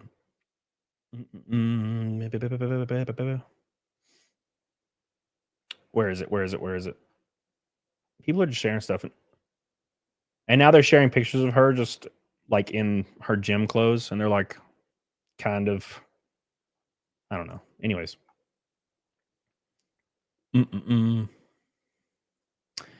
Let's pull this up. God, I'm hungry, boys. I haven't eaten today. I apologize. I forgot. I was running around. I had to meet with my boy Sean, and I just forgot to eat today. So I ate some egg whites this morning, and then I didn't even take my protein after the gym because I'm stupid. This says Melanie Mac says, get the perverts out of gaming, and games based on lustful intent lack substance. And then people are bringing up the fact that, oh, well, she has a, Laura Croft in booty shorts behind her. Or she has this plushie, which is this character in this anime is like hyper obsessed with ass, right? So it's kind of like crossing into this weird hypocritical zone. And I don't know if I agree, right? Because I kind of see the distinction. Like, okay, there's a video game with some chicks' ass cheeks literally out 100% ass cheeks in your face, right? And that's the whole draw to it. But then there's well-made games that also have it included in there, right? So that's the distinction. But when you're on X, Twitter, or whatever social media, people think in black and white, right? And I think that's what the issue is people think way too much in black and white. And a lot of things are completely nuanced. Carrie says the jiggle physics and big boobs and games make me giggle. I love it. I'm all about it, dude. And I'm also all about Gooner bait. See, that's where I'll like completely disagree with Melanie there. I'll put more asses in games, only to have more asses. I am for it. Grifty says Dover. I would love to run Dover. Dover's later in the year, so it's possible. Yeah. So basically what happened, Grifty, is I signed a NASCAR contract, like a big NASCAR contract. And all my sponsorship funding went towards it immediately. And usually what I'm used to is it's like almost race by race or month by month. So it like kind of nuked my sponsorship budget almost immediately. So now I'm like having to do what I usually do, but doing it all on the front end. So I'm like getting, small associate sponsors and then filling in the gaps. And that's what we're doing. So Daytona is already taken care of now. And then I'm working on Phoenix now. So if any of you own a small business or something, you want to get involved, it is awesome. Because usually when I get associate sponsors on board, they will stay on board. And then more of them and their buddies and their friends and their other people that own small businesses all want to get on board because it's a really fun experience. There's social media tie-ins. Plus, we all hang out at the track. Everybody's involved. It's just like a really big deal. So it's a really fun, basically it's almost like a community thing, if that makes sense. But yeah, anyways. That's why I bought a one-handed controller, Sean. Oh my God, Sean. Sean over here with the just jokes. Sean, you need to get you a capture card, bro, and a cam so I can laugh at you. I think you'd be a fantastic streamer. I mean, I already watch your streams anyway, but you know what I'm saying. I think you need to get all that lined in. Become a professional, Sean. Because you're quick-witted, and that's very important. I used to be quick-witted, and then I got tired. I'm tired. I'm too tired now to be quick-witted anymore. Too tired. Oh my God. Jesus. That's fucked. Anyways, let's pull up this. Sorry, Rake Knight says, I think she is talking about the extreme opinion to get attention. What I think she really is saying is she wants pretty girls without them being over-sexualized. Okay. Now, granted, you might be right about the extreme position. I totally get it, right? But yeah, thank you, Rakin. I love you, dude. Appreciate you, Rakin. We're still one red boy from a rainbow night. We're already nuking the goals though, so make sure you like the stream. We're 60 away from 500. Hit that like button. Appreciate you guys. Love you, Rakin. Thank you. And for those just catching up, Rekieta Law, Nick Rekieta was on the stream for about 2.5 hours. I'll have a bunch of clips coming out tonight, all the way to tomorrow. So, Poe, does Nick have Rekieta Law on the card? No. So here, the issue with Poe, the issue with that is to jump on board and sponsoring in like NASCAR. It's way more expensive than what I used to do. You could throw $800 at me, right? And it would buy me a set of tires. That's good. Now, a set of tires in NASCAR is like $3,000. It's brutal. And also there's travel costs and stuff, but it kind of all works in. He was not on for 2.5 hours. He totally was. I'm looking at the timer right now. Well, and let's 2 hours and 20 minutes because my intro is 10 minutes long. So thank you, Rakin. I love you, dude. She's digging herself a hole because this is what the left calls the woke right. And I kind of understand. And here's what I'll say about this is, I don't like when the right kind of starts to getting momentum and then they start going too far. And I'm not saying this is what she did, but it's like a pattern I've noticed in the past with just different creators. It's like, okay, we finally got, a little bit of momentum. And then all of a sudden you have all these people who are like, women should completely cover up and women shouldn't be allowed to do this. And, women should never show themselves. And we shouldn't have women in, nude in movies. And it almost gets to the point, like the Andrew Tate point, where it's like liking women is gay now. And I'm like, okay, now we're going way too far now. We're going too far in the other position, So that's kind of, I'm like, oh, come on, we just finally got titties back, and now you want titties gone because it's not Christian. And I'm like, oh, come on, let's just have the momentum for years. I started watching this show called Banshee with Anthony Starr. And I guess it came out right before all that bullshit. And oh my God, there's titties like 4 times of an episode. And it's the greatest shit. I'm like, woo. Yeah. Hell yeah, dude. But at any rate, Meow Growth. How you doing, baby? Titties are gay. It's different setup though. I thought you could still do the small logo stuff. Cool thing. Yeah, you can, Poe. It's just the small logo stuff is expensive. Like a small logo on like one of my cars is like $5,000. Right. And like a small logo for the whole season is like 10. And then a large logo is like 25.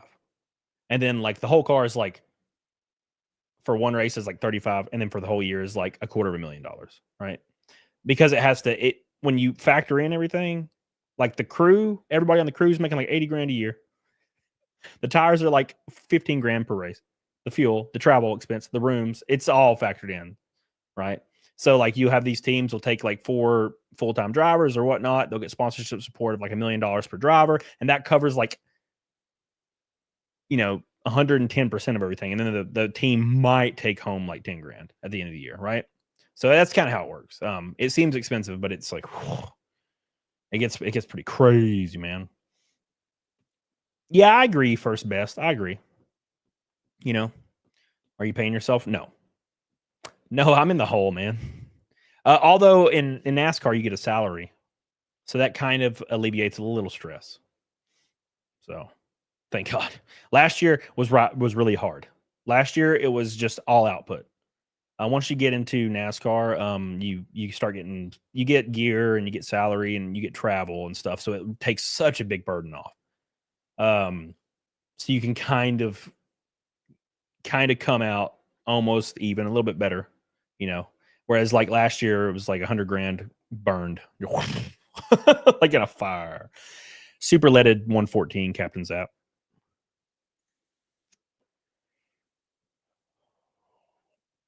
Does any signing or meet and greet Kern merch? Fifi Gigantor. If you come to Kern, yeah, I'll sign stuff. And they'll probably do a signing, but if they don't, just find me. It's not a huge track. Like at Daytona, way different. You're not going to be able to get to me at Daytona. There's security. There's a lot of people there. It's a huge place. But at something like Kern, you can probably find me, and you'll see me probably from the stands walking around. And we do autograph sessions at smaller tracks like all the time. At Daytona, they'll usually put us in a taxi and they'll take all the drivers to a building, and then you have to sign up for the autographs, and then they take you in, and it's like a long line. But at like smaller tracks, yeah, we usually just do them because the crowd only supports like 10,000 people. But Daytona with 180,000 people, you can't facilitate that. It's just too much. We were sold out at Iowa. We had 70,000 people at Iowa. So thank you, Fifi. Love you. Appreciate you. I'm probably going to start wrapping. I know I probably didn't hit a few topics, but with Nick joining, I wanted to talk about him because we haven't caught up in a long time. So I had no intentions of talking about his trial or anything. I just wanted to talk, but yeah, it all worked out. My name is John. Also did.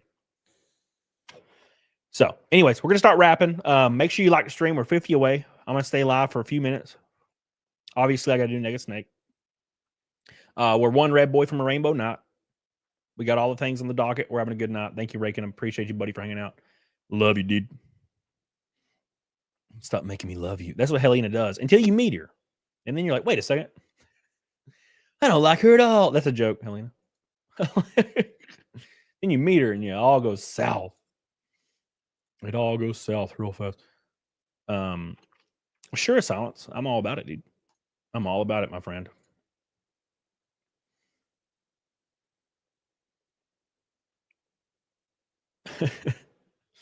Oh, God. We all love Helena in our own way, in our own special little way. Time to do Naked Snake. Yep. Let me do something real quick before we do anything. What should I do to celebrate 1K followers? Play your favorite game, man, and really publicize it.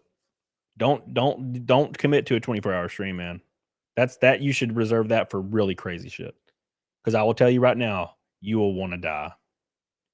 You'll get to hour 13 and you'll be like, wait a second, I changed my mind. I am no longer about this anymore. You know what I'm saying? So 24 hours for 100K. Yeah. And even then it sucks. I'm going to probably do a 12-hour stream for the closure of my book. Oh, let me talk about that. Man, I'm so bad at selling my book. Here we go. Real quick before we go any further. If it ever loads here. I released a book called Ride and Die. It's $100 away from 51,000. Let me do something. Oof. All right, that's what we'll probably do then. All right, so it's 1,000 from 51,000. Sorry, I was looking at some schedules. Here it is, right here. Go back if you have not. There's one VIP left because somebody refunded it 2 days ago. It comes with the individually signed diecast that's individually numbered and has your name on it. There's only 52 in existence. And then, of course, there's different book covers. There's the 3-book pack. Everything is included. All that stuff there. There's shirts, all the covers. And there's one more VIP. This also gives you tickets to any race you want to go to with you and your family. A shirt. Your name will be on my race cars for a whole year. The diecast, all the books, all that. So get on it, doggone it. Get that. Go get in there. I put the link in the chat. Go give me some love. We're trying to make it. And then we're going to do it. I'll do a 12-hour closeout show. So that'll be fun. So get on it, doggone it. Thank you, Meow Roar. Well, some people said I failed because I didn't make $1 million. And I was like, what the fuck? I thought I wouldn't even make 20. So will there be a Ride and Die 2? Probably. I'll try to loosely follow my racing. That's kind of what I did with this book. It loosely follows my racing and then turns into something crazy. So please go support your boy. It helps me out so much, dude. If you have not already got that, go get it. Go support it. Go get you some of these tumblers. It's gonna be a lot of fun, and of course, I'll do some shows to sign these. So, first launch didn't even break 1 million. Yeah, Sean, I'm a failure. A failure. But yeah. Oh, by the way, Skytex, my announcement will be Friday or Monday. We ran into a hiccup with one of the paint schemes, and it pushed us back. So that's why it was taking so long. I finally found out. So Friday, possible Monday for sure. It's already posted. It's just they have to like hit post. It's like ready to go on everything. They just have it scheduled and waiting just for it to clear. My paint scheme has to clear all the boxes, and once it clears, it's posted. So ARCA is a little easier. NASCAR is a little more rigorous. So get on it, doggone it. Make sure you go get that. Let's see if we can get a backer before I finish Naked Snake. One backer before I finish Naked Snake. Go. All right. I'm gonna do Naked Snake, and then we're gonna party. I'm gonna raid Shagsworth, if he's still alive. Let's do Naked Snake for the boys. I really appreciate you guys today. You've been crazy as hell. I love you. Thank you so much, and thanks for Nick for coming on and telling us about all his updates and whatnot. I'll put out some clips over the next day, probably like a couple tomorrow and maybe a couple the next day, and we'll get on it, doggone it. Let's go. Here we go. Appreciate you guys. Let's do it. Naked Snake for the 408th show in a row. Let's do it, y'all. Naked Snake time. Here we go. Y'all ready?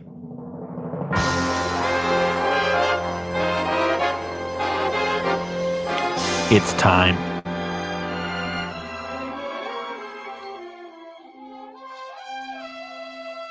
Let's go.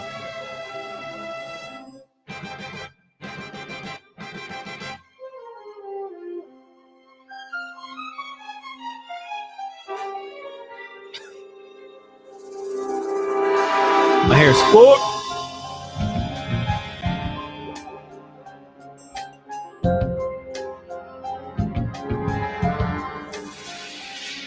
What a thrill with darkness. Here we go, boys. Silence Like the stream. I'm Snake after a bender. I'm searching. Hell yeah, Rage. I love it. Here we go. You guys ready? You guys ready? But you're so supreme. I give my life, not for honor, but for you. Snake eater in my time. There be nobody else. Helena, Donna, cry. It's the way I fly to you. It's the hat, Helena. I'm still in a dream. Snake eater. Lisa Kenyon. Oh my God. Someday we'll go the rain. Someday you feed on a tree frog. It's a trial to survive. For the day. Oh my God, here we go. Lisa, here we go. I give my life, not for honor, but for you. In my time, there be nobody else. Thank you, Lisa. I love you. Cry. It's the way I fly to you. GG. I'm still in a dream. Snake eater. Revenge. Oh my God. Here we go. Ready? You ready?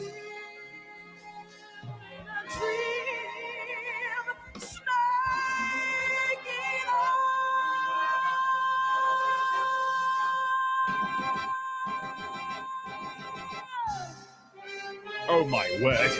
Oh my word. We did it.